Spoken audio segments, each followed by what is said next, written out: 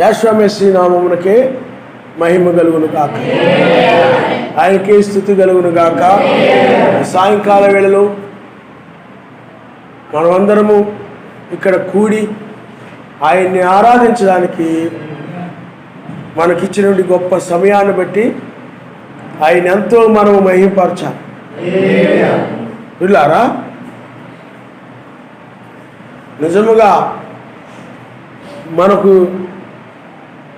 ఆరాధించే భాగ్యాన్ని ఆయన మనకి ఇచ్చాడు. ఎందుకనంటే చాలామంది వాళ్ళకు తెలియక, మత్స్యాల సంఘాల్లో వాళ్ళందరూ కూడా తెలియక సాతానుని ఆరాధన చేస్తూ ఉన్నారు. వాళ్ళు తీర్థములు ఆరాధన చేస్తూ ఉన్నారు. ముగ్గురు దేవుళ్ళ యొక్క ఆరాధన కొనసాగిస్తూ ఉన్నారు. రకరకాలైన ఆరాధనలు, యెజబెలు ఆరాధనలు ఉన్నాయి, శనివారం ఆరాధనలు ఉన్నాయి, యెహోవా సాక్షులు ఆరాధనలు ఉన్నాయి, రకరకాల ఆరాధనలు ఉన్నాయి. కానీ ఈ కాలానికి తగినటువంటి ఆరాధన మనము ఆరాధించినట్లు మనల్ని ఆయన ఎంతగానో ప్రేమించి అట్టి భాగ్యాన్ని మనకి ఆయన అనుగ్రహించాడు. ఆయన నామముస్తాడు. హల్లెలూయా. నిజముగా ఆయన్ని ఆరాధించడం అనేది గొప్ప ధన్యత. సృష్టికర్తను ఆరాధించడం అనేది మన తండ్రిని మనము ఆరాధించడమే. అందువలన మనము ఆయన ఎవరో మనం ఎరిగి ఉండడమే ప్రత్యక్షత. ఈ కాలంలో ఆయన ఏ విధంగా ఉన్నాడో ఎరిగి ఉండడమే ప్రత్యక్షత. లోకంలోని వారికి ఆయన ఏమై ఉన్నాడో వాళ్ళకి తెలియదు. వాళ్ళు ముగ్గురు దేవుళ్ళుగా భావించి వాళ్ళు ఆరాధిస్తూ ఉన్నారు. కానీ కొంతమంది అయినట్లయితే 1963లో రెండవ రాకడ జరిగిపోయింది అని ఆ మేఘాన్ని ఆరాధిస్తూ ఉన్నారు. కొంతమంది బ్రహ్మాంగాన్ని ఆరాధిస్తూ ఉన్నారు. ఇలాగ రకరకాలుగా ఆరాధిస్తూ ఉన్నారు. కానీ మనమైనట్లయితే సజీవుడైనటువంటి ఆ యొక్క ఉదయ నక్షత్రముగా, ఉదయకాలపు దూతగా, నక్షత్రం అనగా దూత, ఆయనే స్తుతులకు యోగ్యుడు, పాత్రుడు, మహిమపరచుడు. ఆయనే పాత్రుడు. ఆయన తప్ప ఏ ఒక్కరూ పాత్రులు కారు. బ్రహ్మాం గారు కూడా మన వంటి మనుష్యుడే అని, నేను మీ యొక్క సహోదరుడని చెప్పాడు ఆయన. కాబట్టి ఆయనే ఆరాధించదగినవాడు. ఎందుకనంటే ఆయనే నీ కొరకు ప్రాణం పెట్టినవాడు, మరలా నీ శరీరమును విమోచించేవాడు కూడా ఆయనే. ఆయన నామముస్తాడు. హల్లెలూయా, హల్లెలూయా. అందుకనే నిన్ను ఆయన పిల్లారా వాక్యము ద్వారా ఆయన వంటి శరీరము నీకు అనుగ్రహించేవాడుగా ఉన్నాడు. అందువల్లనే ఆయన ఇటు శరీరము కలిగి ఉన్నాడు, మనం కూడా అట్టి శరీరము కలిగి ఉంటామని మనకు తెలియజేయడం కోసమై ఆయన 2000 సంవత్సరాల క్రితము ఆయన కూడా మన వంటి శరీరము ధరించుకుని వచ్చి మన తిరిగి లేచుడు ద్వారా మనము కూడా తిరిగి లేచి ఆయన వంటి శరీరం పొందుకుంటామని ఆయన రుజువు చేశాడు. ఆయే కనుక ఆయన భూమి మీదకి 2000 సంవత్సరాల క్రితం కనుక రానట్లయితే ఆయన కూడా ఎట్టి శరీరం కలిగి ఉన్నాడు, మనం అట్టి శరీరం కలిగి ఉంటామనే దానికి ఆధారం ఉండదు. ఇప్పుడు ఆయన మహిమ శరీరంతో తిరిగి లేచాడు కాబట్టి ఆయన వచ్చి మనము కూడా అలా నిలుస్తామని మనకు ఒక నిరీక్షణ ఉంది. అదే ఆయన ఆ విధంగా రాకపోతే మనకంటూ నిరీక్షణ అనేది ఉండదు. ఆయన వచ్చాడు, చంపబడ్డాడు, తిరిగి లేచాడు కాబట్టి మనకు ఒక నిరీక్షణ ఉన్నది. ఆ నిరీక్షణను బట్టి ఇప్పుడు మరలా ఈ యొక్క వేకువజాములో, ఈ తెల్లవారుజాములో మనము కూడా పునరుద్ధానము చెందుతాము. అందుకని ఈ లోకంలో మనుషులందరూ కూడా ఐక్య చింతలు, ఐక్య విచారాలు కలిగి లోకములో మనుషులు రకరకాలుగా వాటి గురించి లోకంలో వాళ్ళందరూ బాధపడుతూ విచారిస్తూ ఆ విధంగా ఉన్నారు. కానీ మనమైతే ఆయన యందు ఆనందిస్తూ ఉన్నాం. ఆయన నామముస్తాం. హల్లెలూయా. అదే ధనము కలిగిన వారైతే లోక సంబంధంగా సుఖభోగాలను బట్టి వాళ్ళు ఆనందిస్తూ ఉన్నారు. కానీ మనమైతే ఆయన యొక్క ఇచ్చే రక్షణను బట్టి, పొందుకునేటువంటి రక్షణను బట్టి ఆనందిస్తూ ఉన్నటువంటి సమయములు మనం ఇప్పుడున్నాం. ఆయన నామముస్తాం. హల్లెలూయా, హల్లెలూయా. మరి ఆ పట్టణం రాబోయేటువంటి పట్టణము అద్భుతమైనటువంటి పట్టణం ఏమండి. ఆ యొక్క పరలోక పట్టణము అది పర సంబంధమైనటువంటి పట్టణం. మనుషులుగా ఇప్పుడు చూడండి, ఈ మందిరమును కట్టడంలో ఆనోకు బ్రదర్ ఉన్నాడు. ఆ గోడలు కట్టడం, ఆ యొక్క వాటికి సిమెంట్ చేయడం, ఆ కోణాలను కూడా కరెక్ట్గా ఉండడం, ఆ కోణాలను కూడా కరెక్ట్గా మొన్న ఒక తాపి ఆయన వచ్చి చాలా చక్కగా కట్టారన్నారు. అలాగే కిటికీలు వాటి చుట్టూరు అవి కానీ చక్కగా వాటిని ఏమంటారంటే బద్దల్లాగా వేసారు చక్కగా సిమెంట్ తోటి. ఆ బ్రదర్ నోవా బ్రదర్. అలాగే ఇంకొక అబ్బాయి వచ్చి టైల్స్ చక్కగా వేశారు.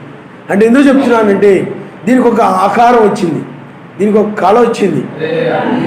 నిన్ను కూడా ఆత్మ సంబంధంగా ఈ యొక్క మందిరమునే, ఇది మనుషుల చేత నిర్మించబడిన మందిరము. మీకు అర్థమవుతుందండి? కానీ సర్వశక్తిమంతుడి శరీరం అనే మందిరాన్ని, ఈ శరీరం అనే ఆలయాన్ని ఇంకా ఎంత అద్భుతముగా, ఎంత గొప్పగా ఇది ఉంటుందో మీరు ఆలోచించాలి. ఈ ఒక దినాన్ని ఏమైపోతాయి అనంటే ఎంత గొప్ప మందిరాలైనా కూడా ప్రతిదీ కూడా శిథిలమైపోవచ్చు. కానీ ఈ శరీరానికి శిథిలం లేకుండా గొప్ప శరీరంతో మనం ఆయన్ని మధ్యాకాశంలో కలుసుకుంటాం. అందుకనే రాకడ ఒక్కటే, కానీ రాకడలో 3 ఉద్దేశాలు ఉన్నాయి. రెండవ రాకడలో 3 ఉద్దేశాలు ఉన్నాయి. రెండవ రాకడలో 3 ఉద్దేశాలు ఉన్నాయి. మొదటి ఉద్దేశము నిన్ను పైకి తీసుకుని వెళ్ళడం, రెండవ ఉద్దేశము పెళ్లి విందులో ఉండడం, మూడవ ఉద్దేశము యూదులను కలుసుకోవడం. అందువల్ల ఈ 3 ఉద్దేశాలు ఒక రాకడలోనే జరుగుతాయి. అందువలన ఇప్పుడు మనము రెండవ రాకడలో ఉన్నాం. కాబట్టి ఈ రెండవ రాకడలో ఉగ్రత నుండి తప్పించుకోవాలని అంటే ఒకే ఒక్క మార్గము, ఆయన్ని ఆశ్రయించడం తప్ప మరొక మార్గము లేదు. ఆయన్ని నువ్వు బ్రతిమలాడుకుని నాయనా నన్ను రక్షించు అని కాళ్ళ ఏళ్ళబడి ఆ సర్వశక్తిమంతుణ్ణి, నాయనా నీవు నాకు సహాయం చేయి నాయనా, నేను నీ యొక్క వధువునైనా, నీ కుమారునైనా, నీ కుమార్తెనై ఉన్నాను, నేను లోకులతో పాటు, పాపులతో పాటు, అన్యులతో పాటు, మత్స్యాల సంఘాల వారితో పాటు నేను నశించిపోకుండా నాకు సహాయం చేయి నాయనా. ఎందుకనంటే ఈ దినాన్ని చూసే భాగ్యాన్ని మాకు ఇచ్చావు. మిగతా వాళ్ళకైతే ఎంతో దినములో, అలాగే తీర్పు దినములో ఉన్నామని, ఉగ్రత దినంలో ఉన్నామని ఇదే బైబిల్ చెప్తా ఉంది. ఇది భయంకరమైన మహాదినం అని చెప్తా ఉంది. చాలా సామాన్యంగా కనబడుతుంది, కానీ మనం ఎత్తబడిన తర్వాత చాలా భయంకరంగా భూమి మీద ఉండబోతా ఉంది. అందువలన లోకానికి సువార్త ద్వారములు మూయబడ్డాయనంటే ఆ మాట ఎంత భయంకరమైందో మీరు ఆలోచించి. ఎందుకనంటే లోకమును సువార్త ద్వారాలు మూయబడి ద్వారా, ఇంకా కృపా ద్వారం మూయబడి ద్వారా ఇంక ఏమైపోయిందనంటే విడిచిపెట్టబడమే, ఉగ్రతలో పడిపోవడమే, ఇంకా మరొక మార్గము లేదు. సర్వశక్తిమంతుని ఇంటి యొక్క తీర్పు ఆరంభమైతే అవిధేయులైన వారి గతి ఏమగుననుంది. అందువల్లే నీ కృప సమయములు, సువార్త ద్వారములు మూయబడిన ఈ చివరి సమయములు శిలువ మీద దొంగవలే నీవు పశ్చాత్తాపము ద్వారా, ఆ శిలువ మీద దొంగ ఎలాగైతే పశ్చాత్తాపడ్డాడో ఆ పశ్చాత్తాపము ద్వారా ఒక కనికరాన్ని నువ్వు పొందావు. ఆయన అందుకని ఆ యొక్క శిలువ మీద 2 వ్యక్తులు ఉన్నారు.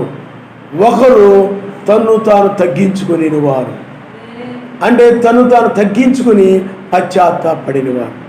తను తాను ఇంకొక శిలువ మీద దొంగ హెచ్చించుకున్నాడు. అందుకని తను తాను తగ్గించుకునే వ్యక్తితో ఆయన ఏమన్నాడనంటే నీవు నాతో కూడా పరదైసులో ఉంటావు. అలాగే హెచ్చించుకునే వ్యక్తికి కనికరము దొరకలేదు. కాబట్టి ఇప్పుడు రెండవ రాకడలో తీర్పు సమయంలో ఇదే విధంగా ఉంటుందని వాక్యం చెప్తా ఉంది. కాబట్టి మనం ఇప్పుడు కీర్తన గ్రంథము 75వ అధ్యాయము మొదటి నుండి మనం చదువుకుందాం. యావే, మేము నీకు కృతజ్ఞతాస్తుతులు చెల్లించుతున్నాము, నీవు సమీపముగానున్నావని కృతజ్ఞతాస్తుతులు చెల్లించుతున్నాము. నరులు నీ ఆశ్చర్యకార్యములు వివరిస్తారు. నేను ఆ యుద్ధ కాలం అంటే సరైన కాలం కొరకు కనిపెట్టుకొని ఉన్నాను. నేను న్యాయమును బట్టి, క్షమించండి, నేనే న్యాయమును బట్టి తీర్పు తీర్చున్నాను. భూమియు దాని నివాసులందరూ లయమగునప్పుడు నేనే దాని స్తంభములు నిలుపుదును. అహంకారుల ఎన్నుకడని అహంకారులకు నేను ఆజ్ఞయించుచున్నాను. కొమ్ము ఎత్తకుడి, ఎత్తుగా కొమ్ము ఎత్తకుడి, పొగరు బట్టి మాట్లాడుకుడి అని భక్తిహీనులకు నేను ఆజ్ఞయించుచున్నాను. తూర్పు నుండి అయినను, పడమటి నుండి అయినను, అరణ్య నుండి అయినను హెచ్చుగలగదు. సర్వశక్తిమంతుడే తీర్పు తీర్చువాడు. ఆయన ఒకరిని తగ్గించును, ఒకరిని హెచ్చించును. యావే చేతిలో ఒక పాత్ర ఉన్నది, అందులోని ద్రాక్షారసము పొంగుచున్నది, అది సంభారముతో నిండి ఉన్నది. ఆయన దానిలోనిది పోయిచున్నాడు. భూమి మీద ఉన్న భక్తిహీనులందరూ మట్టితో కూడా దానిని పీల్చి విరిగివేయవలెను. నేనైతే నిత్యము ఆయన స్తుతిని ప్రచురము చేయుదును. యాకోబు సర్వశక్తిమంతుని నేను నిత్యము కీర్తించెదను. భక్తిహీనుల కొమ్ములన్నిటినీ నేను వెరగొట్టెదను. నీతిమంతుల కొమ్ములు హెచ్చింపబడు. నాయన మనస్తాడు. హల్లెలూయా. భక్తిహీనుల కొమ్ములన్నిటిని నేను విరగొట్టెదను, నీతిమంతుల కొమ్ములు హెచ్చించెదను. కాబట్టి ఇక్కడ ఆయన ఏమంటున్నారంటే, సర్వశక్తిమంతుడే తీర్పు తీర్చువాడు. ఆ తీర్పు సమయంలో ఆయన ఏం చేస్తాడని ఇక్కడ లేఖనం చెప్తుందనంటే, ఈ తీర్పు సమయంలో ఆయన ఒకరిని తగ్గించును, ఒకరిని హెచ్చించును. జడ్జిమెంట్లో జరిగేది అది. ఇప్పుడు ఆయన రెండవ రాకడలో న్యాయాధిపతిగా వచ్చాడు. ఆయన షాలేము రాజు ఏదాగోతులు సింహముగా వచ్చి ఆయన తీర్పు తీర్చి న్యాయాధిపతిగా ఉన్నాడు. ఎవరికి ఆయన తీర్పు తీరుస్తాడు అనండి ఇక్కడ వాక్యం చెప్తుందనండి, తమను తాము తగ్గించుకుని వారికి, తమను తాము హెచ్చించుకుని వారికి తీర్పు తీర్చేటువంటి న్యాయాధిపతిగా ఆయన ఉన్నాడు. అందుకనే లోకాసు వార్త 18వ అధ్యాయంలో ఒక విధవరాలు ఉంది. నాకును నా ప్రతివాదికి న్యాయం తీర్చమని ఆమె దివారాత్రులు మొరపెడతా ఉంది. ఆ ప్రతివాది ఎవరు? ఆ యొక్క విధవరాలు ఎవరంటే, ఆ విధవరాలు సుంకరికి సాదృశ్యంగా ఉంది. అదే ఆ యొక్క ప్రతివాది అనగా పరిసయ్యునికి సాదృశ్యంగా ఉంది. అందుకని వారు ఆ దేవాలయంలోనికి వెళ్ళారు. ఆ దేవాలయంలోనికి వెళ్ళినప్పుడు ఆ సుంకరి అయినట్లయితే తన్ను తాను తగ్గించుకుంటూ ఉన్నాడు. తన్ను తాను అయ్యా నేను పాపిని, నేను అపరాధిని, నాయనా నాలో మంచి జీవితం లేదు, నా పితరులందరికంటే నేను అల్పుడిని, నాయనా నాలో సరైన ప్రేమ లేదు, నాలో సరైన క్రియలు లేవు, నా జీవితం సరిగా లేదు, నీ చిత్త ప్రకారంగా నేను లేను, నన్ను క్షమించు నాయనా, నా దోషములు క్షమించయా, నీ వాక్యం వీరిపోతున్నాను, నీ వాక్య ప్రకారంగా నేను నడవడం లేదు, వింటున్నాను కానీ లేఖనాల ప్రకారంగా నేను నడవడం లేదు, నన్ను క్షమించు నాయనా అని తను తగ్గించుకొని ఆ విధంగా ఆ యొక్క పశ్చాత్తాపంతో ఉన్నాడు అతడు. అందుకని తను ఎవరైతే తగ్గించుకుంటూ ఉంటారో వారు పశ్చాత్తాపం కలిగిన వారుగా మనం చూడగలుగుతున్నాం. ఆయన హల్లెలూయా, హల్లెలూయా. అందువల్లే అతడు తన్ను తాను తగ్గించుకున్నాడు. కానీ అదే ఆ పరిశీలనట్లయితే తను తాను హెచ్చించుకుంటూ ఉన్నాడు. నేను నీతిమంతుడిని, అబ్రహాము యొక్క కుమారుడిని, నాకు ధర్మశాస్త్రం అంతా తెలుసు, నేను ఆ యొక్క గొప్ప ప్రార్థనాపరుడిని, నేను ఆ కార్యములు ఈ కార్యములు అనేకము నేను ఆయన చేస్తా ఉన్నాను, ఈ సుంకరవలే నేను లేను అని తన్ను తాను హెచ్చించుకుంటూ ఉన్నాడు. అంటే తన దృష్టికి తాను హెచ్చించుకుంటూ ఉన్నాడు. కాబట్టి ఇక్కడ అందుకని సుంకరి దూరముగా నిలబడి ఆకాశం వైపు కన్నులెత్తుడికైను ధైర్యము చాలక రొమ్ము కొట్టుకొనుచు ఎలోహీం పాపినైన నన్ను కరుణించమని పలుకుతూ ఉన్నాను. అయ్యా నేను పాపిని, ఆజ్ఞాతక్రమే పాపంలో వచ్చే జీతం మరణం, ఇప్పుడు నేను మరణములో ఉన్నాను, పాపంలో ఉన్నాను, నన్ను కరుణించమని ఏడుస్తూ ఉన్నాడు. అయితే అదే పరిచయుడైనట్లయితే ఆ పరిచయుడు ఎలోహిం, నేను చోరులను, అన్యాయస్తులను, వ్యభిచారులైనను, ఇతర మనుషుల వలన ఈ సుంకరం వలన ఉండనందుకు నీ కృతజ్ఞతాస్తుతులు చెల్లిస్తున్నాను. వారమునకు 2 మార్లు ఉపవాసము చేయుచున్నాను. నా సంపాదనంతట్లో 10 వంతు చెల్లించున్నానని తనలో తాను ప్రార్థించుచుండెను. కాబట్టి ఇక్కడ చూడండి, సుంకరి కూడా ప్రార్థించాడు. అతని కంటే ఇతడు నీతిమంతుడుగా తీర్చబడి తన ఇంటికి వెళ్ళినని మీతో చెప్పుచున్నాను. తన్ను తాను హెచ్చించుకునివాడు తగ్గించబడుననియు, తన్ను తాను తగ్గించుకునివాడు హెచ్చించబడుననియు చెప్పాను. ఆయన నామమున హల్లెలూయా, హల్లెలూయా. ఇక్కడ చూడండి, అతని కంటే ఇతడు నీతిమంతుడుగా తీర్చబడి తన ఇంటికి వెళ్ళను. అంటే తను తాను తగ్గించుకునేవాడు అతను నీతిమంతుడుగా, ఎందుకంటే ఆయన పాపమును క్షమించడం ద్వారా నీతిమంతుడయ్యాడు. ఆ నీతిమంతుడుగా అవడమే హెచ్చించబడమైనది. ఆయన నామమున హల్లెలూయా. కానీ తన దృష్టికి తాను నీతిమంతుడిని అనుకుంటూ, తన దృష్టికి తాను నీతిమంతుడిని అనుకుంటున్నటువంటి అతడు ఏమైపోయాడంటే తగ్గించబడ్డాడు. అతడు ఏమైపోయాడు చెప్పండి? తగ్గించబడ్డాడు అంటే పాపిగా ఉన్నాడు సర్వశక్తి దృష్టిలో. మరి పరిశీలు అలాగే ఉండారా లేరు? మరి పరిశీలు అదే విధంగా ఉండారు. అక్కడ ఒక తీర్పు జరిగింది. అందుకనే అక్కడ లేఖనంలో రాయబడింది, 18వ అధ్యాయంలో మొదట్లోనే ఏం రాయబడిందంటే, అయినను మనిషి కుమారుడు భూమి మీదకి వచ్చినప్పుడు విశ్వాసమును కనుగొనునా, ఏమండి, ఆమె నాకును నా ప్రతివాదికి న్యాయం తీర్చమని దివారాత్రులు మొరపెడుచు ఉన్నది. ఆయన వచ్చి న్యాయం తీర్చడా అనుంది. కాబట్టి ఆ న్యాయాధిపతి అక్కడ ఏం చేశాడనంటే, సుంకరినేమో తను తగ్గించుకున్న సుంకరినేమో హెచ్చించాడు, నీతిమంతుడిగా చేసి. అలాగే తను తాను హెచ్చించుకున్నాడు ఆ పరిసయ్యుడేమో పాపిగా ఉండిపోయాడు. నీతిమంతుడు అనుకుని హెచ్చించుకునే వాడు పాపి అయిపోయాడు.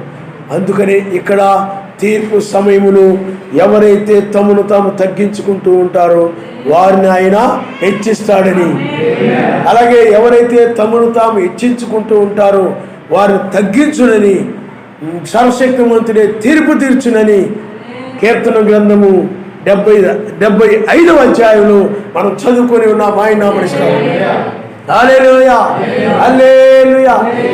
నీవు ఈ యొక్క లేఖనాలని పరిశోధించి చూసినప్పుడు, ఆరము నుండి కూడా నువ్వు చూసినప్పుడు, తమను తగ్గించుకొని వారిని ఆయన హెచ్చిస్తూ వచ్చాడు.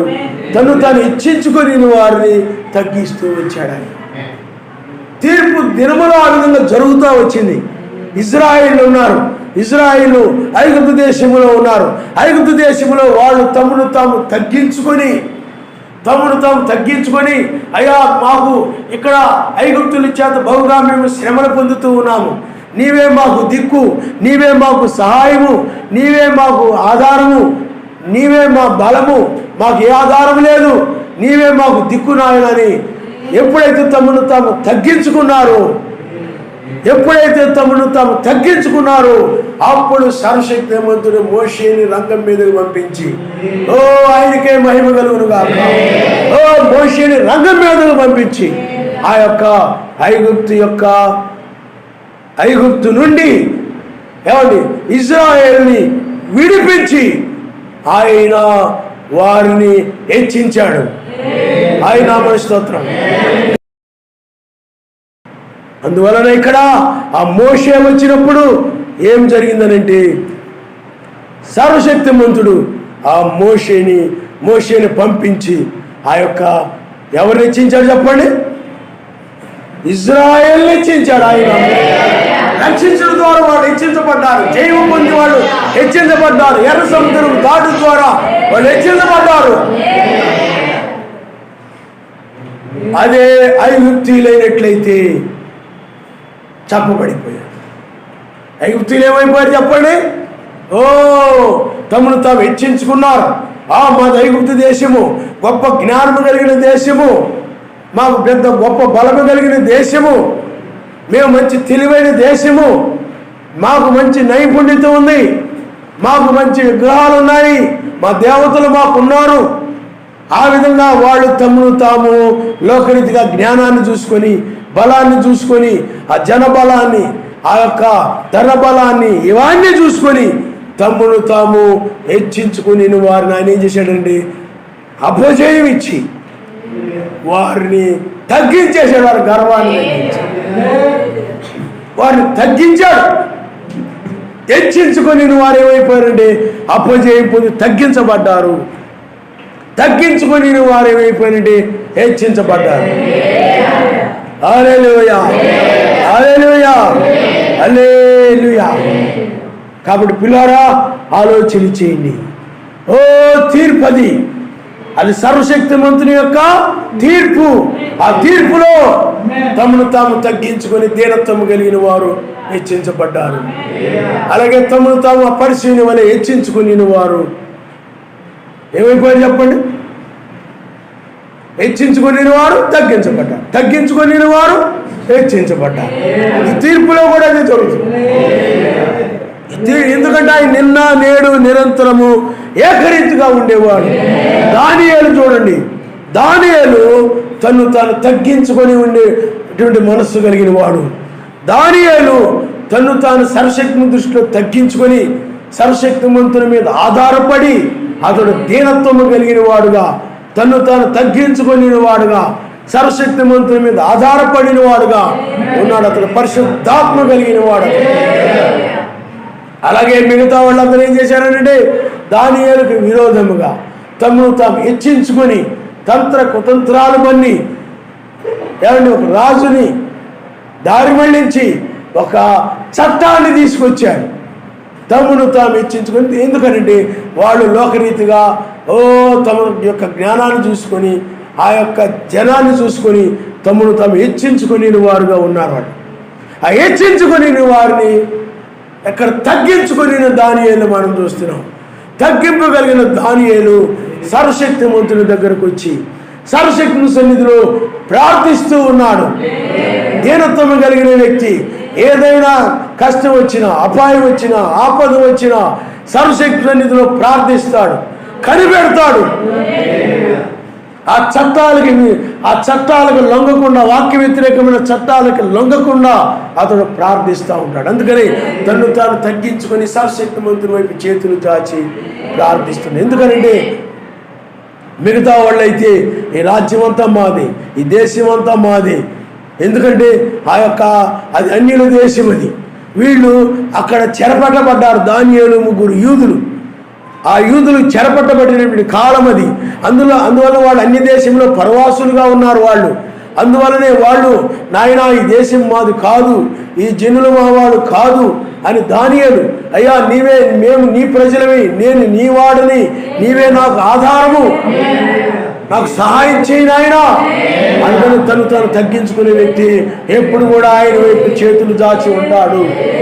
కానీ వీళ్ళైనట్లయితే తమ్ముడు తాము ఈ రాజ్యం మాది, ఈ పట్టణం మాది, ఈ యొక్క దేశం అంతా అన్యులు, మేమందరం కూడా అన్యులమి, విగ్రహారాధన ఇదంతా మాది అని తమ్మును తాము హెచ్చించుకొని ఉన్నారు. అందుకని దానియేలుని ప్రియులారా, వారు హెచ్చించుకుని వారే ఇతడు మనల్ని ఏం చేస్తాడేంటి అని హెచ్చించుకుని వారై అహంకారము కలిగి ఆ దీనుడైనటువంటి తను తాను తగ్గించుకొని ఎదిరించలేనటువంటి ఆ మెస్సయ్య వలె, నాయన వీరేం చేస్తున్నా వీళ్ళకి తెలియదు, వీళ్ళకి క్షమించు నాయన అని ప్రార్థించేటువంటి ఆ దీనత్వం కలిగిన ఆ యొక్క దానియేలుని తీసుకుని వెళ్ళి ఆ సింహాల గుహలో పడేశారు. ఆ యొక్క హెచ్చించుకుని వారు ఆ విధంగా చేశారు. అహంకారులు ఆ విధంగా అహంకారంగా ప్రవర్తించారు, అహంకారంగా మాట్లాడారు, అహంకారంగా ఆ విధంగా నడిచారు. తీసుకుని వెళ్ళి ఆ యొక్క దానియేలుని సింహాల గుహలో పడవేశారు. ఆయనకే మహిమ కలిగింది. ఆయన మహిమ పొందడానికి ఆ విధంగా జరిగింది. అదొందండి. అందుకని ఆ దానియేలు సింహాల గుహలో పడవేసినప్పుడు సర్వశక్తిమంతుడు చూడండి, ఆ దానియేలుని వాళ్ళు సింహాల గుహలో పడవేసినప్పుడు సర్వశక్తిమంతుడు ఆ దానియేలుని సింహాలు తినకుండా ఆయన కాపాడాడు. ఆయన రక్షించాడు. ఆ సింహాల యొక్క నోరును మూసేశాడు ఆయన. ఆ సింహాల నోరు మూయబడిన దానిని బట్టి అవి దానియేలు ఏమీ చేయలేకపోయాయి. ఓ ఆ దానియేలుని తెల్లవారుజాము వచ్చిన తీర్పు సమయం వచ్చింది, తీర్పు గడి వచ్చింది. ఆ తీర్పు సమయంలో ఆ దానియేలుని పైకి తీసి వాళ్ళు ఆశ్చర్యపోయారు. సింహాలు ఇతను ఏ హాని చేయకపోవడం ద్వారా ఇతడు సేవించుతున్న సర్వశక్తిమంతుడే నిజమైన వాడు, సత్యవంతుడు, యథార్థవంతుడు, పరిశుద్ధుడు. ఆ విధంగా సర్వశక్తిమంతుడు. పిల్లారా, ఆ యొక్క దానియేలుని అక్కడ ఏం చేశాడంటే తన్ను తాను తగ్గించుకునే దానియేలుని సింహాల యొక్క నోరు నుండి కాపాడి దానియేలుని ఆయన హెచ్చించాడు. ఆయన నామముస్తాడు. హల్లెలూయా. ఎవరైతే ఆ పితరులు చెప్పారో, ఆ కొండెములు చెప్పారో దానియేలుకు విరోధముగా, వ్యతిరేకంగా వాళ్ళని తీసుకొని వెళ్ళి ఆ యొక్క, ఎందుకంటే అప్పటికప్పుడు వాళ్ళు హెచ్చించుకొని ఉన్నారు, వాళ్ళని తీసుకొని వెళ్ళి ఆ సింహాల గుహలో పడివేసినప్పుడు ఆ సింహాలు ఏమీ లేకుండా వాళ్ళను శుభ్రంగా తిని పడేశాయి. తను తాను తగ్గించుకుని దానియేలుని ఆయన సన్నిధికి వచ్చి తను తాను తగ్గించుకొని నీవే నాకు సహాయమని తను తాను తగ్గించుకుని దానియేలుని ఆయన ఏం చేశాడంటే హెచ్చించాడు. తమను తాను హెచ్చించుకొని వాళ్ళు ప్రధానమైన వాటిని కోరుకొని, ఉన్నతమైన వాటిని కోరుకొని, అలాంటి వాళ్ళందరూ కూడా ఏం చేశాడనండి ఆ యొక్క సింహాల గుహలో పడవేయడం ద్వారా వాళ్ళు నశించారు. అందుకని హెచ్చించుకుని వారు ఏమైపోయారండి, సింహాలకు ఆహారం అయిపోయారు. తగ్గించాడు ఆయన వారు. తగ్గించుకుని దానియేలు హెచ్చించబడ్డాడు. రాజు కూడా అంటాడు, దానియేలు సేవించే సర్వశక్తిమంతుడే నిజమైన సర్వశక్తిమంతుడు అని దానియేలుని హెచ్చించాడు. ఆయన అమరిస్తాడు. తీర్పు సమయంలో ఆయన ఏం చేస్తాడని ఉంది వాక్యం ఏం చెప్తుంది? తను తాను తగ్గించుకుని వారిని హెచ్చించేవాడు గాను, తను తాను హెచ్చించుకుని వారిని తగ్గించడమే తీర్పు. ఆయన న్యాయాధిపతి. ఏలియా కాలాల్లో ఏలియాని మనం చూస్తే ఏలియా తను తాను తగ్గించుకునేటువంటి ఒక దీనుడుగా ఉన్నాడు. తను తాను తగ్గించుకుని ఆ దీనుడు అతడు. అందుకనే ఏలియాని సర్వశక్తిమంతుడు ఉపయోగించుకోవడానికి ఇష్టపడ్డాడు.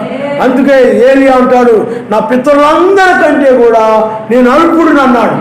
నా పితరులందరికంటే నేను గొప్ప, నా పితరుల కంటే నేను చాలా గొప్ప అని ఏమీ అనుకోలేదు. కానీ నా పితరులందరికంటే కూడా నేను చాలా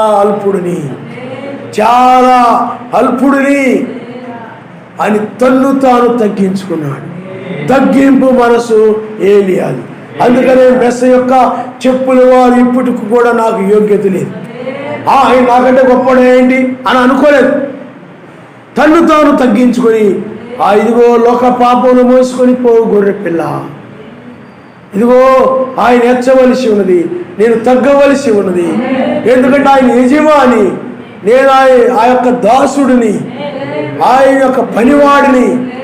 ఆయన హెచ్చవలసి ఉంది, నేను తగ్గవలసి ఉందని తను తాను తగ్గించుకొని ఆయన్ని హెచ్చించాడనంటే, ఆయన చెప్పుల వారు ఇప్పుడు కూడా నాకు యోగ్యత లేదన్నాడు అంటే ఆయన ఎంత గొప్పవాడుగా ఇచ్చాడు మీరు ఆలోచించారు.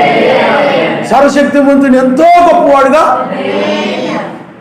హెచ్చించాడు, తను తాను తగ్గించుకున్నాడు. ఏలియా తగ్గింపు మనసు కలిగిన వాడు. అదే యెజబెల్ అయినట్లయితే తను తాను హెచ్చించుకొని ఉండేది.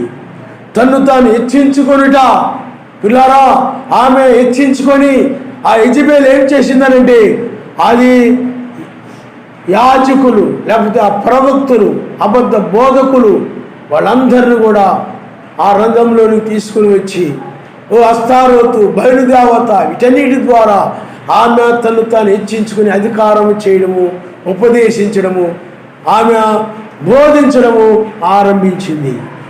ఆమె తను తాను హెచ్చించుకొని ఆ పనులు చేసింది. నిజంగా అది చాలా తక్కువ స్థాయి. నిజముగా హెచ్చైన స్థాయి ఏమిటంటే స్త్రీకి ఆమె సంఘములో మౌనంగా ఉండడమే. నిజమైన స్త్రీ మౌనంగా ఉండదు. నిజమైన స్త్రీ, నిజమైన వధువు, తను తాను తగ్గించుకొని వధువు మౌనంగా ఉంటుంది. కొంతమంది నోరు తెరవడానికి ముందు ఉంటారు, కప్పలాగా పెకపెకమని అడగడమే ఆలస్యం, టక్కలు లేచిపోతారు. మౌనంగా ఉండరు. నోరు ముందు తెరుస్తుంది, వాళ్ళకి నోరు బయటకు వచ్చేది. ఫస్ట్ మాట్లాడడానికి అన్నిటికీ ముందుంటుంటారు వాళ్ళు. కానీ ఆమె మౌనము, ఆయన నామనిస్తారు. అందుకనే స్త్రీ మౌనంగా ఉండడమే హెచ్చైన స్థానం. అధికారం చేయడం, ఉపదేశించడం గొప్ప అనుకుంటారు చాలామంది. అది చాలా తక్కువ స్థానం క్రైస్తత్వం ప్రకారం. అన్నిలో గొప్పేమో. నిజంగా ఆమెకి ఇచ్చిన ఘనత, సంఘములో స్త్రీ మౌనముగా ఉండి ఆమె సంపూర్ణ విధేయతతో నేర్చుకునేదిగా ఉంటుంది. నేర్చుకునే స్వభావం అంటే చిన్నపిల్ల స్వభావం, చిన్నబిడ్డల వంటి వారిది ఆమె మనస్సు. ఆమె చిన్నబిడ్డ వంటిదే తప్ప ఆమె నాకు అన్నీ తెలుసని ఆ ఫ్యాను రెక్కలాగా గెగల్లాడిపోయేది కాదని. అందువలన ఆ కాలంలో ఆమె ఏమైపోయిందంటే తన్ను తాను హెచ్చించుకొని ఉన్నది. అందరికంటే నేను రాణిని, గొప్పదానిని, ఉన్నతమైన దానిని, జ్ఞానము కలిగిన దానిని అని ఈ యొక్క రాజు యొక్క భార్యని, ఈ రాజ్యమంతా నాదే, ఆ యొక్క పట్టణము, ఇవన్నీ చూసుకొని ఆమె తన్ను తాను హెచ్చించుకుంది. హెచ్చించుకొని ఆమె ఏమైపోయిందంటే తగ్గించబడి, నాశనం చేయబడమే తగ్గించబడ్డ. తను తాను తగ్గించుకున్న ఏలియా ఆరోహణమై వెళ్ళిపోయాడు. ఆరోహణమై వెళ్ళిపోయాడు ఏలియా. అలాంటి తను తాను అందుకనే తీర్పు సమయంలో తన్ను తాను తగ్గించుకుని వారిని హెచ్చించాడు ఆయన. తీర్పది హెచ్చించుకుని వారిని తగ్గించాడు, అది తీర్పు. అందుకని చాలా ఇళ్లలో కూడా యజబేలు ఉంటారు, తమను తాము హెచ్చించుకొని ఉంటారు. చాలామంది యజబేలు కుమార్తెని, యజబేలు యొక్క పిల్లలు. అందుకని స్త్రీ ఎప్పుడు కూడా నేర్చుకునే స్వభావం కలిగి ఉంటుంది. అందుకని వధువు అంటే నేర్చుకునే స్వభావం కలిగిన, అందుకే సమాజానికి ఆమె సాదృశ్యంగా నేర్చుకునేటువంటిదిగా ఉంటుంది తప్ప. అందుకనే నేర్చుకునే వారిని తమను తాము తగ్గించుకునేవారంట. మాకు అన్నీ తెలుసు అనుకునేవారు తమను తాము హెచ్చించుకునేవారు. అందుకని తగ్గించుకొని వారిని హెచ్చించేవాడుగాను, హెచ్చించుకొని వారిని తగ్గించేవాడుగాను ఆయన ఉన్నాడు. ఆయన నమస్కారం. హల్లెలూయా, హల్లెలూయా. మన ఎస్తేరు గ్రంథంలో మనం చూస్తున్నాం. ఎస్తేరు గ్రంథంలో మొర్దెకై ఉన్నాడు, హామాను ఉన్నాడు. ఏమండి, ఆ యొక్క హామాను అనబడిన వాడు తన్ను తాను హెచ్చించుకుంటూ ఉండేవాడు. తను తాను ఏం చేసేవాడు చెప్పండి? హెచ్చించుకొని ఆ ఘనతను కోరుకుంటూ ఇలాగా ఉంటా ఉండేవాడు. కానీ మొర్దెకై అయినట్లయితే తన్ను తాను తగ్గించుకుంటూ ఉండేవాడు, తన్ను తాను తగ్గించుకుంటూ ఉండేవాడు. అందుకనే తన్ను తాను తగ్గించుకునేటువంటి ఆ మొర్దెకైని తీర్పు సమయంలో సర్వశక్తిమంతుడు రాజవస్త్రాలు ధరింపజేసి రాజుకి ఏమి చేస్తారో అదే చేసి ఆ మొర్దెకై హెచ్చించబడ్డాడు. ఆయన నమ్మిస్తాడు. కానీ తను తాను హెచ్చింపగలిగినప్పుడు హామాను ఏమైపోయాడు చెప్పండి? ఊరికొయ్య ఎక్కి ఆ ఊరికొయ్య మీద చంపబడి నాశనం చేయబడ్డాడు. హెచ్చించుకొని వాడు తగ్గించబడ్డాడు, తగ్గించుకొని వాడు హెచ్చించబడ్డాడు. ఆయన నామనిస్తాడు. నేను చెప్తే గట్టిగా అరుతున్నారు, మిగతా టైం అయితే నోరు రావట్లేదు మీకు. తను తాను తగ్గించుకొని వాడు హెచ్చించబడ్డాడు, హెచ్చించుకొని వాడు తగ్గించబడ్డాడు. తీర్పులో ఆయనది చేశాడు. ఆయన న్యాయాధిపతి, ఆయన చేతిలో ఉంది. ఎవరినైనా హెచ్చించేది ఆయనే, ఎవరినైనా తగ్గించేవాడు కూడా ఆయనే. తగ్గించేవాడు ఆయనే, హెచ్చించేవాడు కూడా ఆయనే. మనం రాహాబు స్త్రీ ఉంది, ఆమె తను తాను తగ్గించుకొని ఉంది. తనతో తగ్గించుకుంది కాబట్టే ఆమె ఆ యొక్క వేగులు వారిని చేర్చుకుంది. ఆమె యొక్క వేశ్య, కానీ ఆమె మంచి స్త్రీగా మార్పు చెందింది. ఆమె ఆ వేగులు వారు చేర్చుకొని వారిని వేరే మార్గాన పంపించింది. ఆమె నీతి క్రియలు కలిగిన స్త్రీగా ఉంది. అందుకనే ఆమెకు ఒక గుర్తుగా ఎర్రని దారాన్ని ఇచ్చారు వాళ్ళు. ఆ ఎర్రని దారాన్ని కలిగి ఉన్నది ఆమె. అది పరిశుద్ధాత్మకు గుర్తు. ఎరుపు ఆ రక్తము పరిశుద్ధాత్మకు గుర్తు. ఆ యొక్క తను తాను తగ్గించుకొని ఆ యొక్క రాహాబు అనే స్త్రీ ఉన్నదనే దానికి అది సాదృశ్యంగా ఉంది. కాబట్టి రాహాబు అనే స్త్రీ ఏమైపోయింది అంటే ఆమె తను తాను తగ్గించుకొని ఉన్నది. కాబట్టి తను తాను తగ్గించుకొని ఆ యొక్క వేగులు వారి మాటకు లోబడింది. వేగులు వారు ఏమి చెప్పారో దాన్ని చేసింది ఆమె. వేగులు వారిని ఆమె ఆదరించింది. వేగులు వారిని ఆమె మేలు చేసింది వేగులు వారికి. అందుచేత ఆమె సత్క్రియలను బట్టి తను తగ్గించుకొని దాన్ని బట్టి ఆమెను వేగులు వారు వచ్చి ఆ యొక్క ఎరుకో నుండి బయటకు తీసుకుని వెళ్ళి ఆ పట్టణాల నుండి బయటకు తీసుకుని వెళ్ళి ఇశ్రాయేలు మధ్యకు చేర్చబడింది. అంటే అబ్రాహాము యొక్క సంతానములు మధ్యలోనికి ఆమె చేర్చబడింది. ఒక అన్ని రాళ్ళ నుండి హెచ్చించబడింది. హల్లెలూయా, హల్లెలూయా. ఆమె హెచ్చించబడింది. ఆయన తన్ను తాను తగ్గించుకుని వారిని హెచ్చిస్తాడు. అందుకని సర్వశక్తిమంతునికి ఎవరైతే లోబడుతుంటారో, వాక్యానికి ఎవరైతే లోబడుతుంటారో, ఆయన ప్రవక్తలకు ఎవరైతే లోబడుతూ ఉంటారో వారు తగ్గింపగలిగి ఉన్నారని అర్థం. అదే ఎరుకో వాళ్ళు అయినట్లయితే హెచ్చింపగలిగిన వారు, హెచ్చింపగలిగి ఆ యొక్క వేగులు వారిని చంపాలనుకున్న అహంకారం కలిగిన వారు, హెచ్చింపగలిగిన వారు, ఎవరిని కూడా ఆడంతా ఈడేం చేస్తాడు ఆడేం చేస్తాడని లెక్క లేకుండా విలువ లేకుండా ఉండి మనుషుల్ని విలువ లేకుండా చూసేటువంటి మనుషులు ఆ ఎరుకోవాళ్ళు. గౌరవం ఉండదు. మనుషులు ఎలా గౌరవించాలో తెలియదు వాళ్ళకి, ఎలా ఆదరించాలో వాళ్ళకి తెలియదు వాళ్ళకి. ఎవరైనా కొత్త వ్యక్తులు ఆ యొక్క వేగులు వారు వచ్చినప్పుడు వారు ఎవరో ఎరుగక, వాళ్ళెవరో తెలుసుకొనక చంపాలని ప్రయత్నం చేశారు తప్ప, పట్టుకొని వెళ్ళి లేకపోతే బంధించాలని ప్రయత్నం చేశారు తప్ప ఏ మాత్రము కూడా తమను తాము వాళ్ళు తగ్గించుకుని వారు కాదు. అహంకారం కలిగిన జనులు ఎరుకోవాలి. ఎరుకో ప్రజలు హెచ్చింపగలిగిన ప్రజలు, లెక్క లేకుండా గర్వంతో విర్రవీగేటువంటి అహంకారంతో ఉండేటువంటి మనుషులు. అలాంటి వారిని ఆయన ఏం చేశాడంటే వారి పట్టణాన్ని కాల్చివేసి తగ్గించేశాడు. తీర్పులో ఆయన ఏం చేస్తాడంటే ఆయన పని ఏంటంటే దీనులను హెచ్చించడము, హెచ్చించుకొని వారిని తగ్గించడం. అహంకారం కలిగిన వారిని, అందుకనే ఆయన అహంకారం కలిగిన వారిని తగ్గించాడు, దీనత్వము కలిగిన వారిని హెచ్చించాడు. అందుకని చాలామంది అహంకారంగా మాట్లాడుతుంటారు, అహంకారంగా ప్రవర్తిస్తూ ఉంటారు. హెచ్చింపు కలిగిన వారు, అందుకని వారు విడిచిపెట్టబడతారని వాక్యం చెబుతారు. కాబట్టి పిల్లారా మీరు చూడండి. ఆ తర్వాత నోహును చూడండి. అతడు చాలా దీనత్వము కలిగిన వాడు, తగ్గించుకొని వాడు. ఆ బాధ నోహుగా నెమ్మది అని అర్థం. తొందరపాటుతనము కానీ ఉద్రేకము కానీ ఏమీ లేకుండా చాలా దీనత్వము కలిగిన వాడు, తన్ను తాను తగ్గించుకుని వాడు కనుకని సర్వశక్తిమంతుని వాక్యమునకు అన్నిట్లో లోబడేవాడు. కాబట్టి ఆ నోహు ఆ రోజుల్లో నీతిమంతుడిగా ఎంచబడ్డాడు.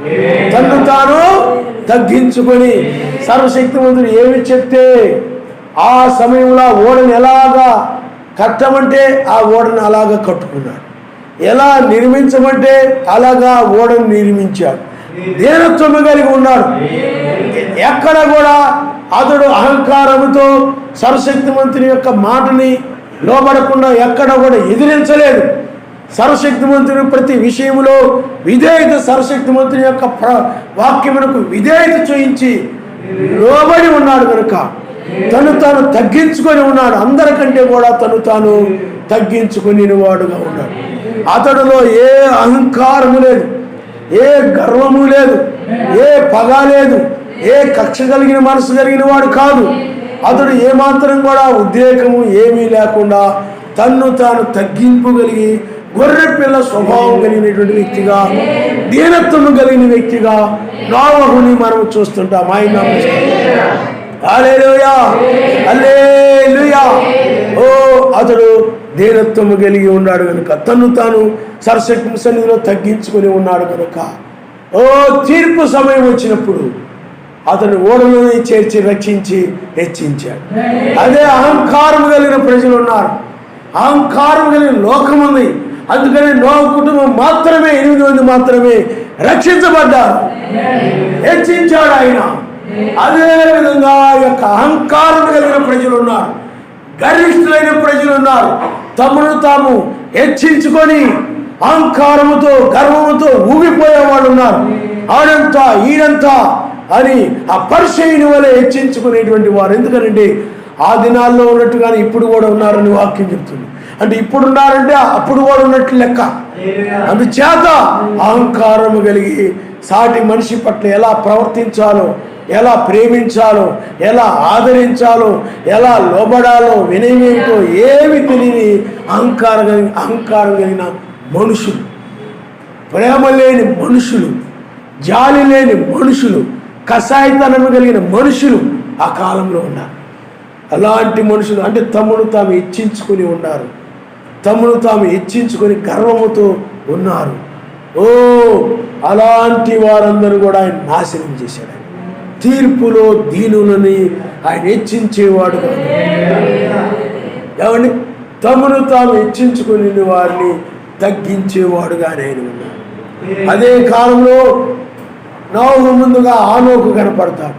ఆనోకు కూడా తన్ను తాను తగ్గించుకుని వాడు. అందుకని ఆనోకు సర్వశక్తిమంతునితో నడిచాను అనుకున్నాడు. సర్వశక్తిమంతునితో నడిచాడు, దీనత్వంతో నడిచాడు, దీనుడిగా ఉన్నాడు, తను తాను తగ్గించుకొని సర్వశక్తిమంతుని విధేయుడై నడిచాడు. కాబట్టి అతడు మరణమును చూడకుండా పై కొనుకోబడ్డాడు. అది గొప్ప హెచ్చింపు. మరణము చూడకుండా పై కొనుకోబడ్డం అంటే అది చాలా గొప్ప హెచ్చింపు. ఎంత గొప్ప విషయం అది. ఆ విధంగా జరిగింది. తగ్గించుకొని వారిని ఆయన హెచ్చించేవాడు. అహంకారులను ఆయన నాశనం చేసేవాడు. ఆయన వాళ్ళు అహంకారులను ఆయన నరకంలో పడేసి ఆయన తగ్గించేవాడుగా ఉన్నాడు. శ్రమల్లో పడేసి తగ్గించేవాడుగా ఉన్నాడు. అందుకని దీనత్వము, అందుకని ఆయన సన్నిధిలో ఎప్పుడు కూడా తగ్గించుకొని ఉండాలి. మనుషుల విషయం కూడా తగ్గించుకొని ఉండాలి, ఎదుటి వారి విషయంలో కూడా తగ్గించుకొని ఉండాలి. ఒకరి పట్ల ఒకరు తగ్గించుకొని మాట్లాడాలి. ఒకరి మీద ఒకరు హెచ్చించుకొని ఆ ఎదుటి వారిని హీనంగా అగౌరవంగా లెక్క లేకుండా మాట్లాడడం అనేటువంటిది అది గర్వాన్ని చూసేస్తూ ఉంటుంది. గర్విష్టి మర్యాదగా మాట్లాడు. అహంకారం కలిగిన వ్యక్తి మర్యాదగా మాట్లాడకుండా ఎలా పడితే అలాగా మాట్లాడుతుంటాడు. కాబట్టి పిల్లల అహంకారులు ఉగ్రతలో పడిపోయారు, తమను తాము తగ్గించుకునేవారు. ఏమయ్యారు చెప్పండి? హెచ్చించబడ్డారు. ఓ తీర్పు సమయంలో ఆయన తగ్గించుకుని వారిని ఆయన హెచ్చించేవాడుగాను, హెచ్చించుకుని వారిని తగ్గించేవాడుగాను ఆయన. హల్లెలూయా, హల్లెలూయా. ఓ మనం మొదటి రాకడలో కూడా తమను తాము హెచ్చించుకొని ఉన్నటువంటి ఆ పరిచయులు ఉన్నారు. అబ్రాహాము సంతానం, మేము నీతిమంతులు, మేము పరిశుద్ధులవి, మాకు ధర్మశాస్త్రం అంతా తెలుసు, మేము మోషే శిష్యులవి, మాకు అవి తెలుసు ఇవి తెలుసు అని హెచ్చింపుతో ఉండేవారు. ఆ హెచ్చింపు కలిగినటువంటి వారిని ఆయన ఏం చేశాడండి? తగ్గించేశాడు. ప్రపంచం నలుదిక్కులకి చెదరగొట్టి వాళ్ళ అహంకారాన్ని బట్టి, గర్వాన్ని బట్టి ప్రపంచం నలుదిక్కులకి ఆయన చెదరగొట్టేశాడు.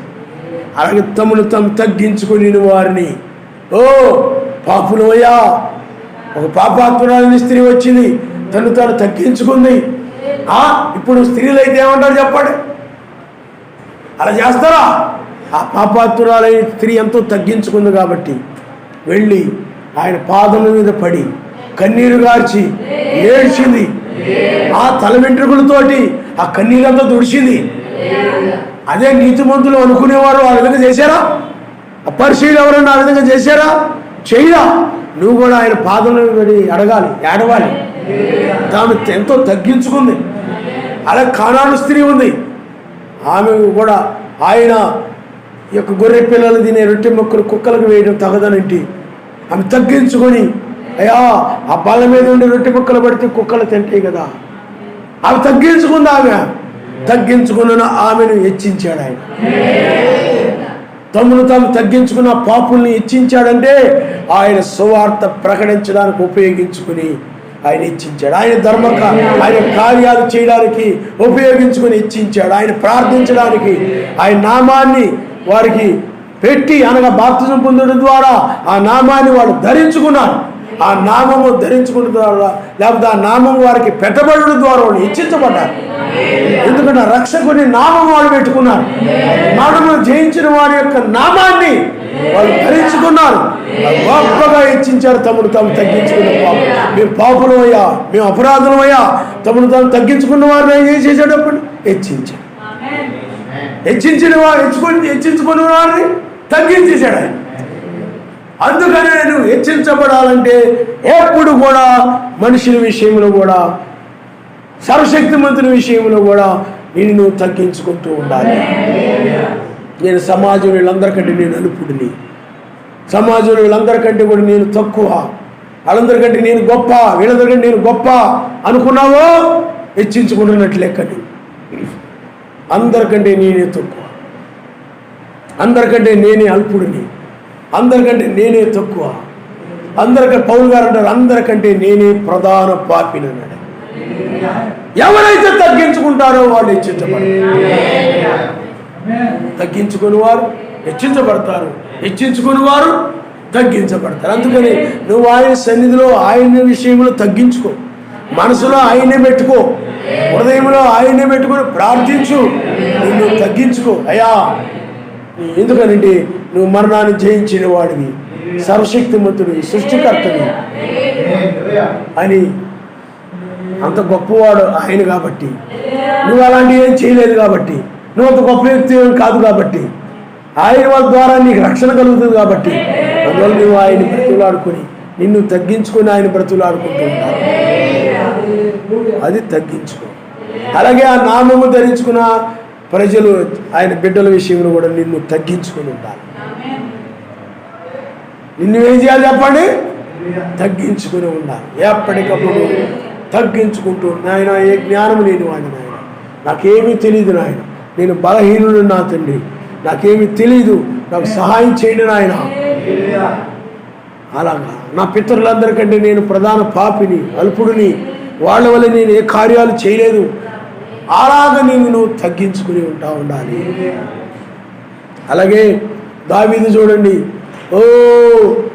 ఎప్పుడు కూడా తాను తగ్గించుకొని ఉండేవాడు కాబట్టి ఆయన, అనగా దావీదు గొర్రెల వెంబడి వెళ్ళేవాడు, గొర్రెలతో పాటు వెళ్ళేవాడు. ఆ గొర్రెల్ని అడవుల్లో, లేకపోతే చెట్ల మీద, కొండల మీద, పుట్టల మీద, వీటి మీద వాటిని తిప్పుకొని, వాటిని మేపుకొని తీసుకొని వస్తూ ఉండేవాడు. తాను తగ్గించుకొని ఉండేవాడు. అలాగే సౌలు రాజు అయినట్లయితే తాను హెచ్చించుకున్నాడు. హెచ్చించుకొని సమూయేలు చెప్పిన మాటని నెరవేర్చని, ఆయన చెప్పిన నేను చేసేది ఏంటి, ఈ జనులకు తెలీదా, ఆ యొక్క సమూయేలు జనుల కంటే గొప్పవాడా ఏంటి అనుకొని ఆ యొక్క సౌలు రాజు తాను హెచ్చించుకొని వాడే సమూయేలు ఏమి చెప్పాడో దాన్ని చేయకుండా అతడు సొంత నిర్ణయం తీసుకున్నాడు. అంటే ఆ జనులు ఏం చెప్పాడో దాని ప్రకారం నడిచాడే తప్ప సమూయేలు ఏం చెప్పాడో దాని ప్రకారము నడవలేదు. అందువలనే ఆ సమూయేలు ప్రియులారా చెప్పిన మాట ప్రకారం నడవనందువలన సౌలు రాజు ఏమైపోయాడనంటే, ఆ సౌలు రాజు తగ్గించబడ్డాడు, రాజ్యము తీసివేయబడింది. చివరికి అతడితో సర్వశక్తివంతుడు మాట్లాడడం మానేశాడు. జనులు మాట్లాడినంత మాత్రాన ఉపయోగం లేదు. సర్వశక్తివంతుడు మాట్లాడాలి నీతో. సర్వశక్తివంతుడు మాట్లాడడం మానేశాడు. కానీ సర్వశక్తివంతుడు దావీదుతో మాట్లాడుతూ ఉన్నాడు. దావీదును రాజుగా చేశాడు, దావీదుని హెచ్చించాడు. ఆయన అంటే దీనుడిని ఆయన హెచ్చించాడు. గొర్రెల దొడ్డు నుండి పైకి లేపాడు, రాజుగా చేశాడు. అదే ఆ యొక్క సౌలు రాజును అయితే ఆయన తగ్గించాడు. ఆయన నామానికి హల్లెలూయా. బైబిల్లో వస్తీ ఉంది, ఎస్తేరు ఉంది. ఎస్తేరు తాను తగ్గించుకుంది. ఎస్తేరు తను తాను తగ్గించుకునే స్త్రీ కాబట్టి ఆ స్త్రీ అందరిలో కూడా తాను తగ్గించుకొని ఉండేది. అందరికంటే నేను గొప్పదాని కాదు, అందరికంటే నేను గొప్పదాని కాదు అని తాను తగ్గించుకొని, ఆమె తగ్గింపు కలిగిన వారు ఇతరులకు పరిచర్య చేయడానికి ఇష్టపడతారు. అహంకారం కలిగిన వారు అలాగ చేయలేరు. వాళ్ళకి అహంకారం అనేది అడ్డొచ్చేస్తుంది. అహంకారం అనేది పశ్చాత్తాపడనివ్వదు. అహంకారం అనేది లోబడేలాగా చేయనివ్వదు. అహంకారం కలిగిన వ్యక్తి తన యొక్క ఆలోచన ప్రకారం పోతూ ఉంటాడు. కానీ దీనత్వం కలిగిన వాడు ఆయన ఆలోచన ప్రకారం ఆయన మనిస్తాడు. హల్లెలూయా. కాబట్టి అక్కడ ఎస్తేరు, నాయనా నీవే మాకు సహాయము, నీవే మాకు కేడుము, మాకు ఆధారం లేదు. ఎందుకంటే ఆమె తన మొర్దెకై చేత ఆమె పెంచబడతా ఉంది. ఆమెకు దిక్కు లేనిది. అందువల్ల సరసంలో తాను తగ్గించుకొని ఉన్నటువంటి ఆ ఎస్తేరు ఆమె రాజుతో వివాహమై గొప్ప రాణిగా ఆమె హెచ్చించబడింది. ఆయన హల్లెలూయా. రాజ్యంలో రాణిగా ఆమె హెచ్చించబడితే వస్తీ అయినట్లయితే అహంకారం కలిగింది, అహంకార స్వభావం కలిగింది.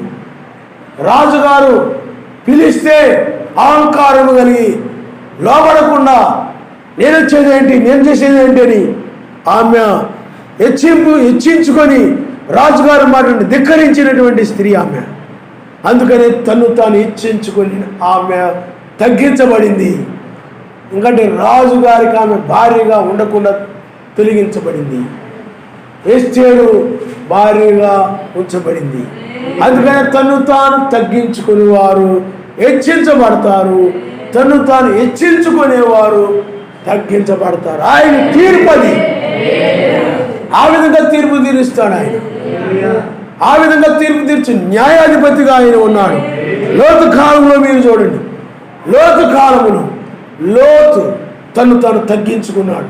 తగ్గించుకొని వేగుని వారు ఏమి చెప్పారు దాని ఆ దూతలు ఏమి చెప్పారు దాని ప్రకారము వచ్చింది. వేగుల వారన్నా కూడా దూతలే.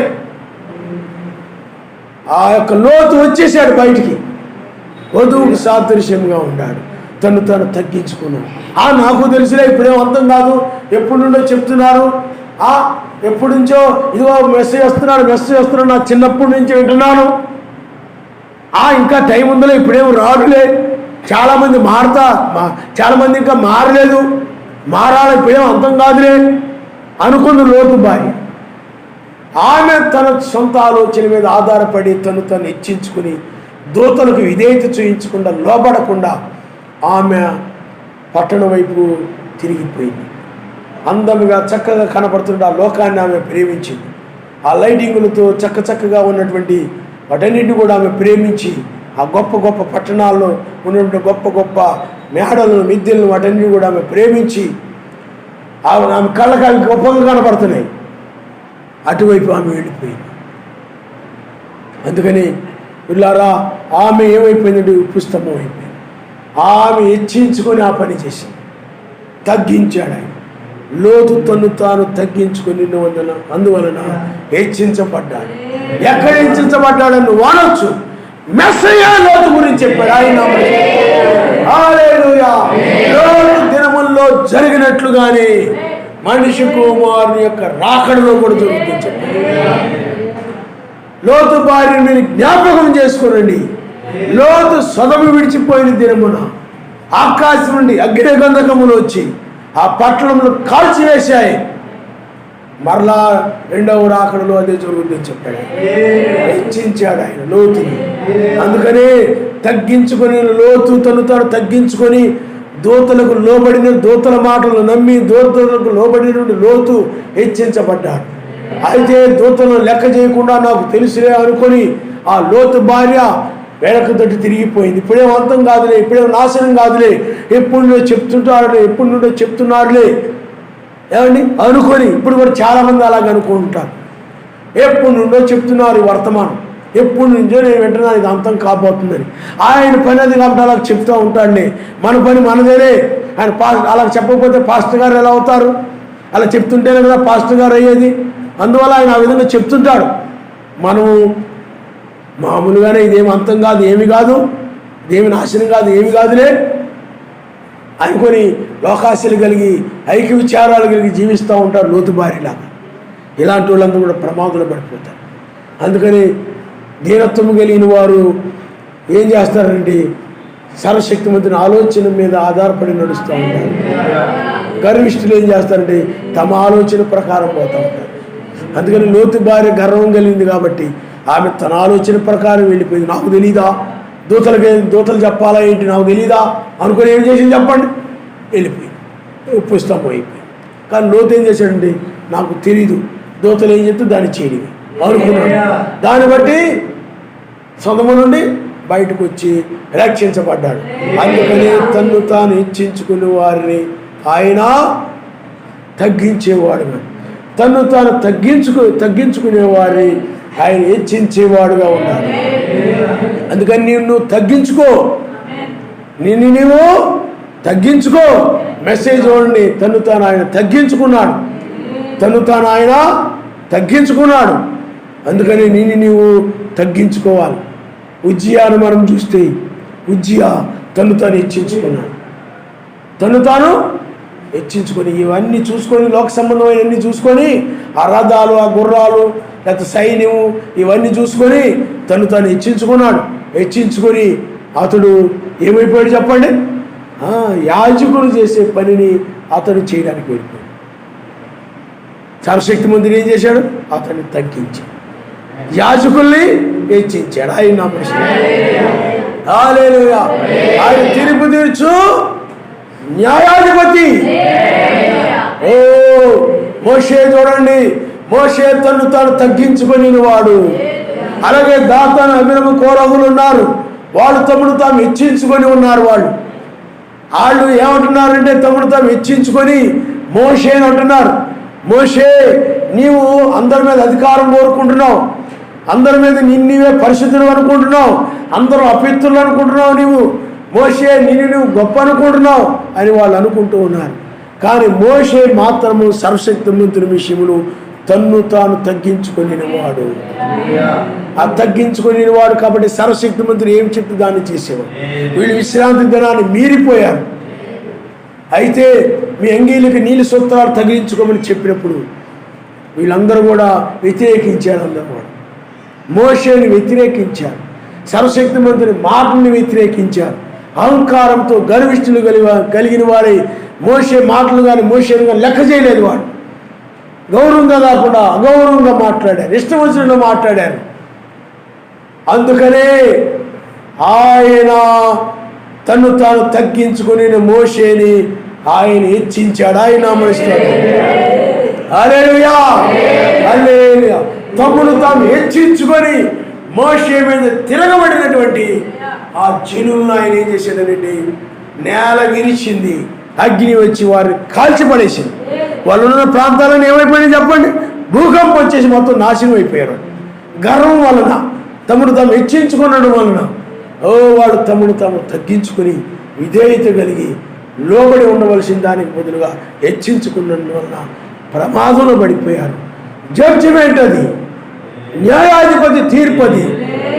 హెచ్చించుకుని వారిని ఆయన తగ్గించేవాడు, కానీ తగ్గించుకుని వారిని ఆయన హెచ్చించేవాడుగా ఉన్నాడు. ఆయన హల్లెలూయా, హల్లెలూయా. ఈ సెకండ్ కమింగ్ లో కూడా ఇదే జరుగుతాం. ఇప్పుడు కూడా తీర్పు తీర్చు న్యాయాధిపతిగా ఉన్నాడు ఆయన. ఇప్పుడు ఎవరైతే తమను తాము తగ్గించుకొని ఉంటారో, దీనులుగా ఉంటారో, తమను తాము తగ్గించుకొని ఇతరులకు పరిచయం చేయవారుగాను, తమను తాము తగ్గించుకొని ఇతరులకు లోబడేవారుగాను. ఏమండి, ఎవరైనా ఏదైనా చెప్తే తమను తాము తగ్గించుకొని లోబడుతుంటారు. అలాంటి లోబడే స్వభావం కలిగి ఉంటారు. అలాగూ లోబడు స్వభావము కలిగిన వారిని తమను తాము తగ్గించుకొని, ఆ సత్క్రియలు కలిగిన వారిని తమను తాము తగ్గించుకొని, ఆ యొక్క సుంకరి వలె, ఏలియా వలె, దానియేలు వలె తమను తాము తగ్గించుకొని ఉన్నటువంటి వారిని ఇప్పుడు హెచ్చించడం కొరకై ఇప్పుడు రెండవసారి ఆయన వచ్చాడు. ఆయన హల్లెలూయా, హల్లెలూయా. తగ్గించుకొని వారికి తమను తాము తగ్గించుకొని తగ్గింపు కలిగిన వారికి మహిమ శరీరాన్ని ఇచ్చి ఆ రాజ్యాన్ని ఇచ్చి ఆయన రాజుగాను నువ్వు రాణిగాను ఆ రాజ్యములో ఉండేలాగా హెచ్చించడమే ఈ తీర్పు దినములో దీనులను ఆయన హెచ్చించుట కొరకు ఆయన వచ్చాడు. ఆయన హల్లెలూయా. అందుకని దీనత్వము కలిగిన వధువు, తన్ను తాను తగ్గించుకునే వధువు, తన్ను తాను తగ్గించుకొని మనుషుల విషయంలో కూడా అందరికంటే నేను గొప్ప కాదు, వాళ్ళే గొప్ప, నేనే గొప్ప కాదు అనుకొని తను తాను అందరిలో కూడా తగ్గించుకొని. ఇక అదవుతుందండి. చాలామంది ఏం చేస్తారంటే వాళ్ళకంటే నేను గొప్ప, వీళ్ళకంటే నేను గొప్ప, వాళ్ళకంటే నేను గొప్ప, వీళ్ళకంటే నేను గొప్ప అనుకుని హెచ్చించుకొని ఉంటారు, హెచ్చించుకొని మాట్లాడుతుంటారు, హెచ్చించుకొని జీవిస్తూ ఉంటారు. ఏమండి, హెచ్చింపగలిగిన వారు లోబడరు. ఎవరైనా ఏదైనా చెప్పినా కానీ అది లోబడకుండా ఉంటుంటారు. వాళ్ళు పట్టుకున్న కుందేలకు 3 కాళ్ళు అన్నట్టుగా ఉంటుంటారు. అది 4 అయినా కానీ 3 అంటుంటారు. వాళ్ళు వినరు, మాట వినరు. అలాంటి హెచ్చింపగలిగిన వారు ఉంటుంటారు. కానీ ఆయన వధువు ఏంటంటే దీనత్వము కలిగి తను తాను తగ్గించుకొని, నాయనా ఈ పాసల్ని ధూళి వంటి వాడిని, ధూళి వంటి దాన్ని, బూడిద వంటి దాన్ని, అల్పురాలు నాయన, నాకేమి తెలియదు నాయన, సహాయం చేయి. అలాగే తను తాను తగ్గించుకొని ఈ సమాజంలో వాళ్ళందరికంటే కూడా నేను చాలా తక్కువ నాయన, నాకేమి తెలియదు. మా పితరులందరితో చూస్తే నేనేమి చేయలేదు నీకోసం. వాళ్ళు గొప్ప సాక్ష్యం కలిగి ఉన్నారు. ఎబ్రిల్ రాసిన పత్రికలో 11వ అధ్యాయం అలాంటి సాక్ష్యం నాకు లేదు. ఏమండి, ఏ సాక్ష్యం లేకపోయినా హెచ్చించుకునే ఉండేవాళ్ళు ఉన్నారు చాలామంది. నువ్వేమన్నా చాలామంది ఎందుకు హెచ్చించుకుంటున్నారంటే వాళ్ళ జీవితాలు ఏమి లేకపోయినా కానీ హెచ్చించుకుంటూ ఉంటారు. మరి మోషే వలె నువ్వేమైనా ఏమండి ఫరో తర్వాత రాజు అయ్యే అవకాశం నీకు వచ్చిందా? రాలేదు. మోషే వలె నువ్వేమైనా ఐగుప్తు నుండి పారిపోయినట్టు నువ్వు కూడా ఇక్కడ నుండి వెళ్ళిపోయావా? లేదు. మోషే చేసినట్టుగా నీవేమైనా మోషే ద్వారా ఆయన జరిగించిన రీతిగా నీ ద్వారా ఆయన జరిగించాడా? మోషే అల్పకాల పాపభోగులు అనిపించడం కంటే శ్రమలు అనిపించడం మేలు అనుకుని ఐగుప్తు యొక్క అధికారమును, ఐగుప్తు యొక్క ధనాన్ని, ఐగుప్తు యొక్క ఐశ్వర్యమును, సుఖభోగాలను అవన్నీ వదిలేశాడు. మరి నువ్వేమైనా వదిలేసావా? అవన్నీ వదిలేసిన మోషే ఎంతో దీనత్వం కలిగి ఉన్నాడు. కానీ నువ్వు ఏం చేయకపోయినా కానీ ఉబ్బిపోతుంటావు, నేను చాలా గొప్ప గొప్ప అనుకుని. తగ్గించుకొని ఉన్నాడు మోషే. ఆయన నామనిస్తారు. హల్లెలూయా. మరి దానియేలు ఉన్నాడు. దానియేలు తను తాను తగ్గించుకొని ఉన్నాడు. దానియేలు సింహాసనంలో పడవేయబడ్డా కానీ సర్వశక్తిమంతుడు పైకి తీశాడు. మరి నీ జీవితంలో ఏమైనా జరిగిందా? ఏమీ లేదు. కానీ అలాంటి గొప్ప సాక్ష్యం కలిగిన దానియేలు తగ్గించుకొని ఉంటే నువ్వు మాత్రం ఏం చేస్తావంటే హెచ్చించుకుంటూ ఉంటావు. ఏ సాక్ష్యం లేదు నీకు, కానీ హెచ్చించుకుంటూ ఉంటావు. అలాగే అబ్రాహాము ఉన్నాడు. సర్వశక్తిమంతుని స్వరముని విని వెళ్ళాడు. అబ్రాహాము గారు తన జీవితంలో సర్వశక్తిమంతుని ఎక్కడా సందేహించలేదు. సర్వశక్తిమంతుని మాటని ఎక్కడా సందేహించలేదు. ప్రతి విషయంలో నమ్మాడు. అతను ఎక్కడా కూడా సర్వశక్తిమంతుని ఎదిరించలేదు. ఎక్కడా కూడా సర్వశక్తిమంతుడికి విరోధముగా లేకుండా ప్రతి విషయంలో కూడా ఆయన ఏం చెప్తే దాన్ని చేశాడు. ఇదిగో మేము సున్నతి చెప్తే సున్నతి వెంటనే జరిగించాడు ఆయన. ఇదిగో ఇక్కడ నుండి వెళ్ళమంటే బయలుదేరి వెళ్ళిపోయాడు ఆయన. ప్రతి విషయంలో కూడా లోబడి ఉన్నాడు ఆయన.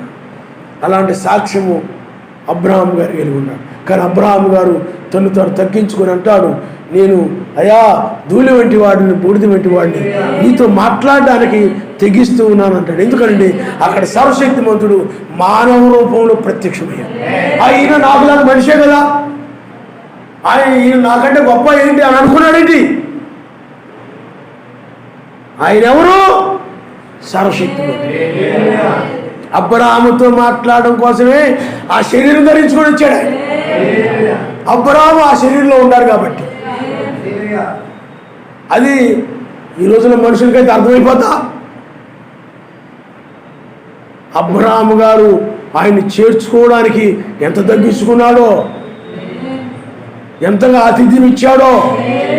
అందుకనే అబ్రహాము అంతగా తగ్గించుకున్నాడు. కాబట్టి అంతగా అనేక జనులకు, ప్రపంచంలో ఉన్న అనేక మంది జనులకు అతడు తండ్రిగా ఉన్నాడు. అనేక మంది జనులకు అతడు తండ్రిగా ఉన్నాడు. అటు అరబ్బులకు కానీ, క్రైస్తవులకు కానీ, యూదులకు కానీ, మనకు కానీ. అయితే ఇష్మాయిల్ సంతానం అది అక్రమమైన సంతానం, నిజమైన సంతానం. కాబట్టి మనుషులు హెచ్చించుకుంటూ ఉంటారు. కానీ అలాంటి జీవితం నీకు లేకపోయినా నువ్వు హెచ్చించుకోవాల్సిన అవసరం లేదు. హెచ్చించుకోవాల్సిన పనేమీ లేదు. బైబిల్లో మనం ఏలియా ఉన్నాడు. ఏలియా రోషము కలిగి జీవించాడు. అతను ఏలియా సర్వశక్తిమంతుడు ఎక్కడ ఉంటే అక్కడ ఉన్నాడు, నిలబడ్డాడు. ఏలియా వలె నువ్వు నిలబడ్డావా?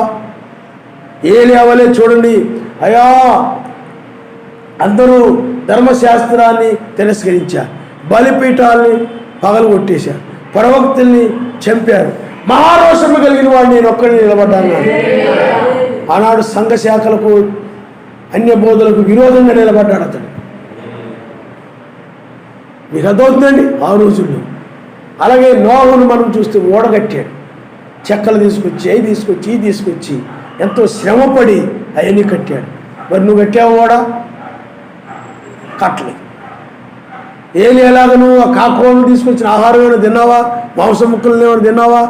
తినలేదు. కానీ మనం ఏం చేస్తున్నాం చెప్పండి? అలాంటి సాక్ష్యము లేదు నీకు, కానీ హెచ్చించుకొని ఉంటుంటాము.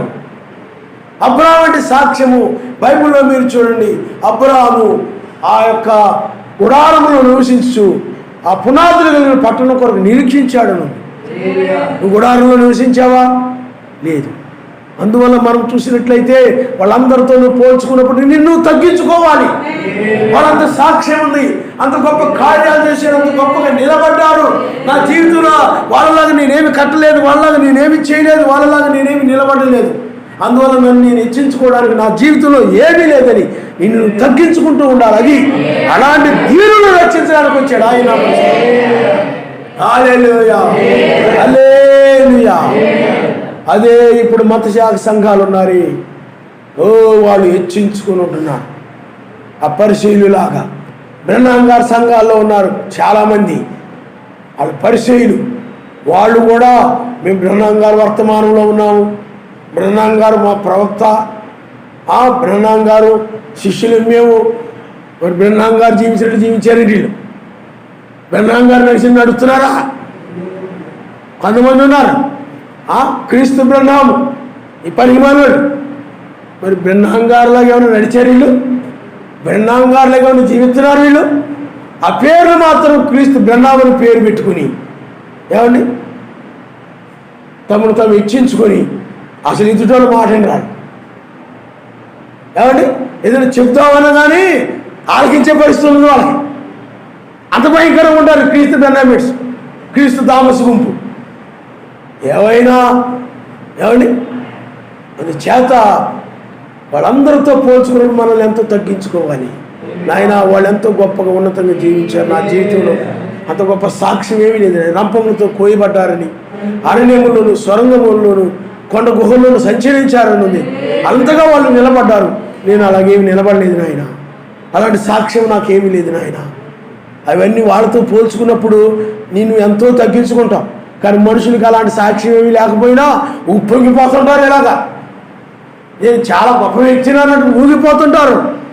అలాగ ఊగిపోతున్నట్టు మతశాఖ సంఘాలను, బ్రహ్నాం గారి సంఘాలు, పనికిమాలిన వారిని, తమను తాము హెచ్చించుకునే గుంపుని ఆయన తగ్గించుకుంటే ఆయన వచ్చాడు. హల్లెలూయా.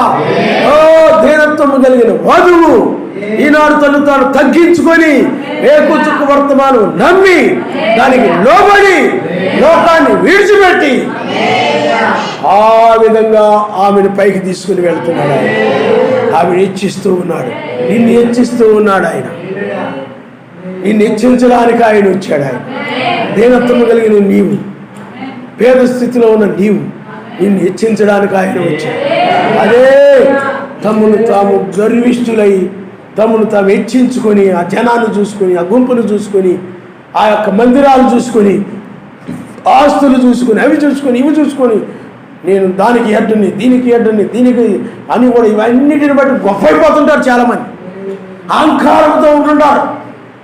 ఈ అహంకారం కలిగిన సంఘాలన్నింటిని కూడా ఆయన కాల్చివేస్తాడని వాక్యం చెప్తా ఉంది.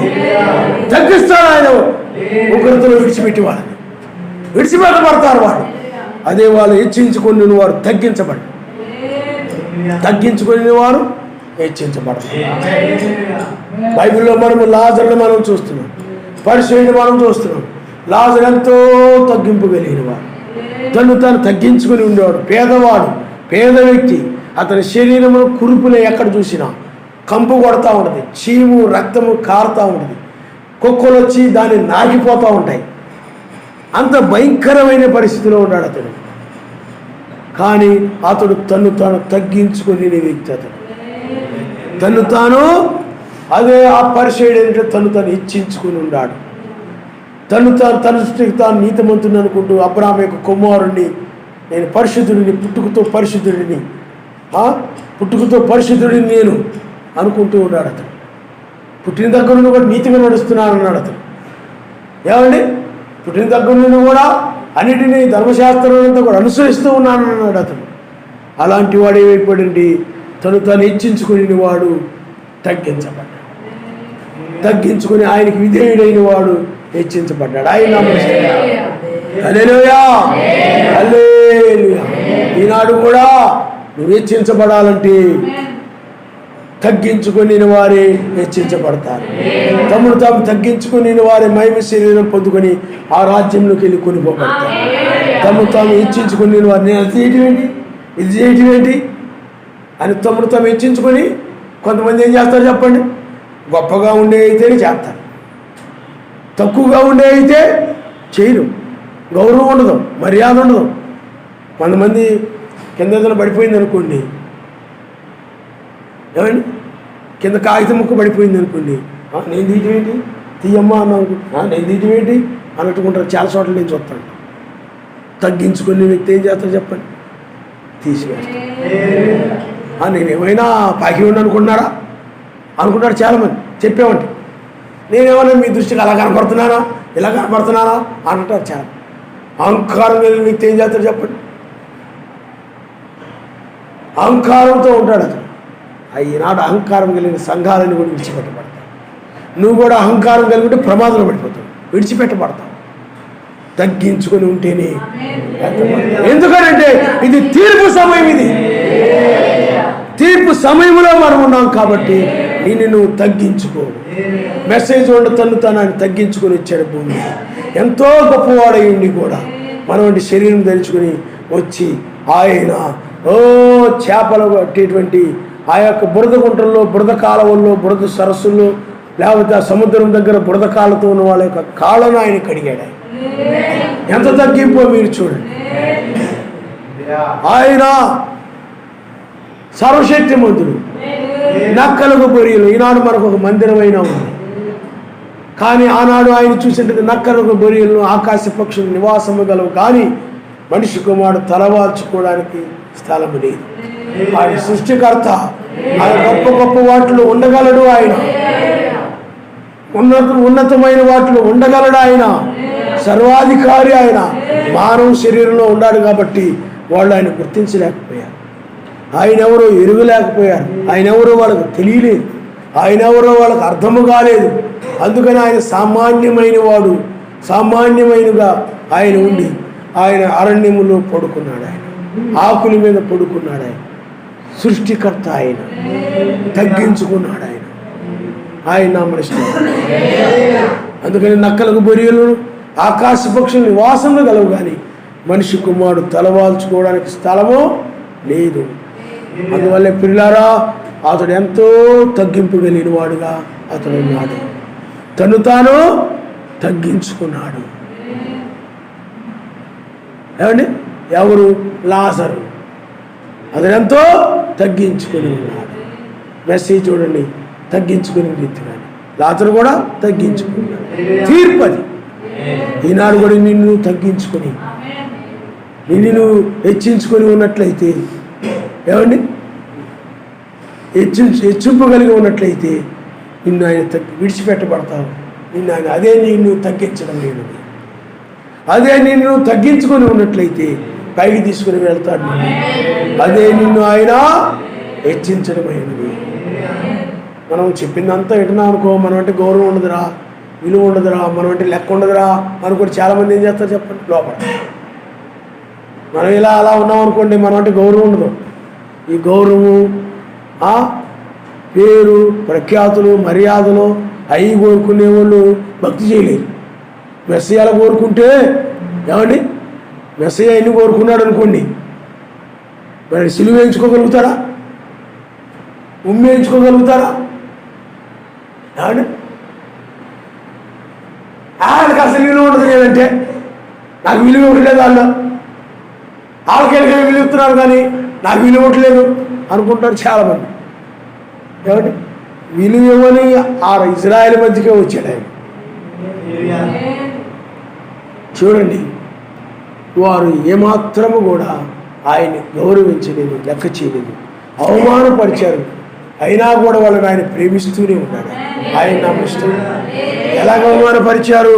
నీ యూదులు రాజువు కదా, నీ కిరీటం ఉండాలి కదా, నీ కిరీటం లేదే అని పెద్ద బలమైనటువంటి ముళ్ళు కలిగినటువంటి దాన్ని తీసుకొని కిరీటంలాగా చుట్టి తీసుకొచ్చి ఆయన తల మీద పెట్టి నొక్కేశారు. అలా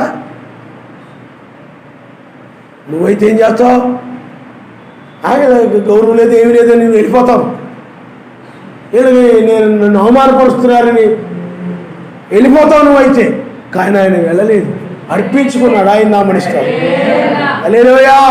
అవమానానికి ఏం చేశాడు చెప్పండి? అర్పించుకున్నాడు. ఆయన పెడుతుంటే భరించాడు. ఆయన ఏమండి, ఏకమని లోపల కళ్ళంతా ఉన్నంతా తీసి ఆ చెడు కంపు కొడుతున్నటువంటిది, ముందు దాగేవరో లేకపోతే ఏ చెడు దురలవాట్లు ఉంటాయి కదా సైనికులకి రకరకాలుగా, అవన్నీ కలిగిన ఉమ్మి తీసుకొని ఊసేశారు. కంపు కొట్టే నోరుది, చండాలకు కంపు కొడుతుంటుంది ఆ నోరు. అలాంటి నోటిలో ఉమ్మి తీసి ఆయన చెంప మీద వేశారు. ఏమండి, దాన్ని ఆయన ఏం చేశాడు చెప్పండి? నువ్వైతే ఏమంటావు? గౌరవం లేదేమి లేదు వీళ్ళకి, మర్యాద లేదేమి వీళ్ళకి, అహంకారం కలిగినప్పుడు నువ్వు అంటావు. కానీ దీనత్వం కలిగిన ఆయన ఏం చేస్తున్నాడు చెప్పండి? క్షమించిన ఆయన నామరిస్తాడు. హల్లెలూయా. నీ మీదెత్తి ఊరుకుంటావా? ఏమంటే ఊరుకుంటావా? ఊరుకో. ముళ్ళకేరెండు మెడితే ఊరుకుంటావా? ఊరుకో. బుద్ధారు ఇప్పుడు ప్రవచించు అన్నారు. ఏం ప్రవచనాలు చెప్తున్నావు కదా, ఉపమానాలు చెప్తున్నావు కదా, ఆ సమాజంలో ఈ సమాజంలో ఆ మందిరాల్లో ఈ మందిరాల్లో బోధలు చేస్తున్నావు కదా, ఇప్పుడు చెప్పు అని ఒక గుద్దుగుద్దారు. గడ్డం పెరికేశారు. నువ్వన్నీ పడతావా? నువ్వన్నీ వాటిని నువ్వు భరిస్తావా? నువ్వు ఒప్పుకుంటావు వాటిని? నిన్ను చేస్తే ఒప్పుకోను. కానీ ఆయన దీనులయ్యాడు, వాటన్నిటికి కూడా ఆయన నమరిస్తాడు. హల్లెలూయా. ఆయన దీనత్వము కలిగిన వాడు. ఎంత దీనాతి దీనమో ఓ మెస్సయ్యా. ఏమండి, ఎంతో దీనత్వము కలిగిన వాడు కాబట్టి ఆయన శరీరం మార్పు చెంది పైకి వెళ్ళిపోయింది. నీ శరీరం కూడా మారాలి అని అంటే నిన్ను తగ్గించుకోవాలి, నీవు తగ్గించుకోవాలి. ఆ తగ్గింపు అంటే ఏమిటో నిన్ను చూసి ఇతరులు నేర్చుకోవాలి. ఆ తగ్గింపు అంటే ఏమిటో, నువ్వు అహంకారం కలిగి ఉంటే, లోబడకుండా ఉంటే నిన్ను చూసేవారు కూడా అదే విధంగా ప్రవర్తిస్తారు, అదే విధంగా అహంకారంగా ఉంటారు, అదే విధంగా ఉండి లోబడరు. కాబట్టి తన్ను తాను తగ్గించుకునేవాడు ఇప్పుడు ఆయన హెచ్చించేవాడుగా ఉన్నాడు. తను తాను తగ్గించుకునే వారిని ఎంత గొప్ప అంటే అందరికంటే నేను గొప్పగా హెచ్చించేవాడుగా ఉన్నాడు. ఎంత గొప్ప! ఎస్తేరు ఉంది, కొంతకాలం మాత్రమే ఆమె రాణి, చనిపోయి. దావీదు ఉన్నాడు, కొంతకాలమే రాజు, ఆ తర్వాత నిద్రించాడు. బైబిల్లో మనం చూస్తూ ఉంటాం. కానీ నీవు నిత్యము అమర్త్యతతో ఆ రాజ్యంలో ఉంటావు. మన పితరులు కూడా అక్కడ ఉంటారు. అందరూ కూడా హెచ్చించబడే సమయం ఇది. ఆయన నామములో హల్లెలూయా. అవన్నీ కూడా తాత్కాలికమైన హెచ్చింపులు, కొంతకాలం మాత్రమే. ఇది పర్మనెంట్గా నిన్ను ఆ రాజ్యములు యావదాస్తి మీద అనగా ఆ రాజ్యములు ఆయన ఉన్నతమైనటువంటి ఆ పట్టణములో నిన్ను ఉంచి అంతగా హెచ్చిస్తాడు. ఆయన నామములో హల్లెలూయా. ఈ లోక సంబంధమైన రాజ్యాల మీద కాదు, ఈ లోక సంబంధమైన పట్టణాల మీద నిన్ను రాజుగా ఉంచి హెచ్చించడం కాదు. ఆయన అలాంటి దాన్ని తిరస్కరించాడు. ఆయన సాతానుడు తీసుకొచ్చి రాజ్యము మహిమ ఎన్ని చూయించేసి నాకు మొక్కితే ఇవన్నీ నీకు ఇస్తానన్నప్పుడు అవి ఆయనకే మొక్కాల్సి ఉంది, నాకు ఇవి వద్దన్నాడు ఆయన. నువ్వైతే ఏం చేస్తావు చెప్పండి? ఎగబడుతూ నమస్కారం చేయకపోయామంటారా అంటావు నువ్వైతే. ఏమండి అలాగంటారా? కొంతమంది వచ్చి మమ్మీ మమ్మీ సాతాను కనపడ్డాడు నాకు, సాతానుడు లోకం ఎన్ని చూయించేసి నా గర్భ మొక్కితే ఇవన్నీ ఇచ్చేస్తానన్నాడు అనగాని మరి నువ్వేమన్నావురా? నేను వద్దన్నాను, ఆయనకే మొక్కుతాను. వాడి పనికి మాన తెలివి తక్కువడా? మొక్కపోయేవాడు వాడికి అమెరికా అంతా మందైపోయినాయి, రష్యా అంతా మందైపోయినాయి, చైనా అంతా మనదైపోద్ది. నువ్వు అమెరికా అధ్యక్షుడు అయిపోతావు, ఎందుకు వద్దన్నావురా అంటావు నువ్వైతే. కానీ ఆయన ఏం చేశాడు చెప్పండి? తిరస్కరించాడు. ఆయన మన స్తోత్రం. వీటి మీద కోరుకొనలేదు ఆయన. వీటికి రాజుగా, నశించే వాటికి రాజుగా ఉండడానికి, ఈ లోక సంబంధమైన రాజ్యం మీద రాజుగా ఉండడానికి ఆయన కోరుకొనలేదు. కానీ నిత్యమైన దానికి రాజుగా ఉండడానికి ఆయన. నీవు కూడా ఆ నిత్యమైనటువంటి శాశ్వతమైనటువంటి దానికి నిన్ను ఆయన రాజుగా, ఆయన ఉంటే రాణిగా నిన్ను ఆయన నియమిస్తూ ఉన్నాడు. ఎంతో హెచ్చింపది, మరణం లేనిది నీకు ఇచ్చి ఆయన ఇచ్చిస్తున్నాడంటే ఎంత గొప్పదో చూడండి. చాలామంది మరణించారు, లోకరీతికి హెచ్చించబడి నీతిమంతులు మరణించారు. కానీ ఇప్పుడు వారు కూడా, అందరూ కూడా ఇప్పుడు మరణం లేని దాన్ని పొందుకొని హెచ్చించబడుతూ ఉన్నారు. ఆయన నామములో ఆ రాజ్యాన్ని పొందుకొని హెచ్చించబడతారు. అలాగే గర్విష్ఠులైనటువంటి మత్స్యాగ సంఘాలు, స్త్రీ బోధకురాలు, తీర్థవండు, వధువు సంఘాల్లో ఈ గుంపులన్నీ కూడా తమను తాము హెచ్చించుకున్న గుంపులన్నీ కూడా నరకంలో త్రోసివేయబడతాయి, వాడు తగ్గించబడతారు. ఇప్పుడు తీర్పులో జరుగుతున్నది ఇది. కాబట్టి ఆయన ఎదుటి నిన్ను నువ్వు తగ్గించుకో. ఇది ఆయన తగ్గించుకునే సమయం ఇదే. ఆయన తగ్గించుకునే ఆయన సన్నిధిలో నిన్ను తగ్గించుకునే సమయము ఇదే. ఆయన అడుగు, ఆయన సన్నిధిలో దీనుడుగా ఉండు. మనుషుల విషయంలో కూడా దీనులుగా, వినయము కలిగిన వ్యక్తివిగా, మర్యాద కలిగిన వ్యక్తివిగా ఉండు. ఇతరుల పట్ల నీవు వినయముగా ఉండు. నిన్ను తగ్గించుకొని దయార్థ హృదయుడుగా, జాలి కలిగిన వ్యక్తివిగా, కనికరము కలిగిన వ్యక్తివిగా నిన్ను తగ్గించుకొని జాలిపడే వ్యక్తివిగా ఉండాలి, కనికరపడే వ్యక్తిగా ఉండాలి. ఇతరుల పట్ల వాళ్ళు కష్టంలో ఉన్నప్పుడు, శోధనలో ఉన్నప్పుడు, ఒడిదుకుల్లో ఉన్నప్పుడు కనికరపడే వ్యక్తిగానే ఉంటే నీ మీద ఆయన కనికరపడతాడు. నువ్వు మేలు చేస్తే నువ్వు మేలు పొందు. నువ్వు చేసిన క్రియలను బట్టే నిన్ను ఆయన ఇచ్చిస్తాడు. అందువలన సత్క్రియలు అనగా దీనులు కలిగి ఉండేవి మంచి క్రియలు. కాబట్టి తను తాను తగ్గించుకునేవారు హెచ్చించబడతారు, తను తాను హెచ్చించుకునేవారు తగ్గించబడతారు. అందుకని ఎప్పుడు నిన్ను ఏం చేయాలి చెప్పండి? తగ్గించుకోవాలి. తల్లిదండ్రుల పట్ల పిల్లలు కూడా ఏం చేయాలి? తగ్గించుకోవాలి. తమను తాము తగ్గించుకొని తల్లిదండ్రులకు లోబడాలి, తల్లిదండ్రులకు లోబడి నడవాలి. మా అమ్మకేం తెలియదులే, మా నాన్నకేం తెలియదులే, నీకు సెల్ ఫోన్ గురించి తెలిసినందుకు మాత్రం అన్నీ తెలిసిపోతున్నాయి అనుకోగం. చాలామంది ఏం చేస్తారు చెప్పండి? బండి డ్రైవింగ్ వచ్చింది అనుకోండి, అన్నీ తెలిసిపోయి అనుకుంటారు. అలాంటి గొప్పలు కోరలేరు అనుకుంటారు.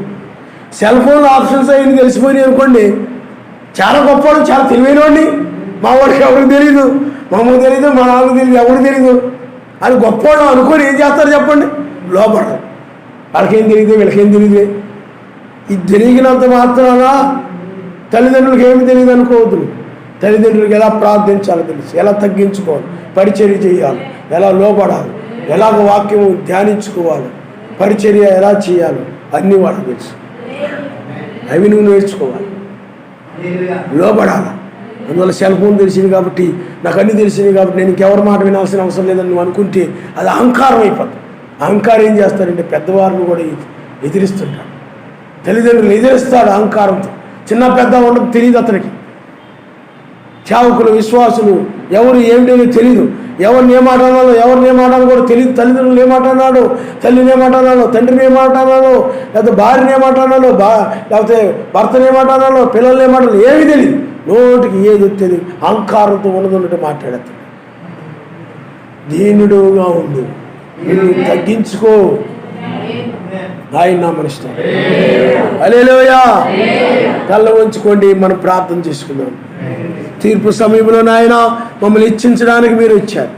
మేము తగ్గించుకొని దీనులముగా మేము ఈ లోకానికి అనగా నీ వాక్యానికి లోబడి లోకాన్ని విడిచి వస్తే మీరు మమ్మల్ని హెచ్చిస్తారు నాయన. ఎలాగ హెచ్చిస్తారంటే మహిమ శరీరం ఇచ్చి, మరణం లేని శరీరాన్ని ఇచ్చి, నీ రాజ్యంలోనికి మమ్మల్ని వారసులుగా చేసుకుని, నీ రాజ్యానికి వారసులుగా చేసుకుని మమ్మల్ని ఇచ్చిస్తారు నాయన. అందుకే వచ్చాడు ఈ తీర్పు సమయంలో న్యాయాధిపతిగా. తమను తాము హెచ్చించుకున్న పరిచయమైన సంఘాలను, వధు సంఘాల్లో తమను తాము హెచ్చించుకుని బ్రహ్మాం గారిని బట్టి, బ్రహ్మాం గారి వల్ల జీవించకపోయినా బ్రహ్మాం గారు పుస్తకాలు పట్టుకొని బ్రహ్మాం గారు గొప్పవాళ్ళు అనుకొని హెచ్చించుకుంటూ ఉంటారు చాలా మంది, ఏ సాక్ష్యం లేకపోయినా.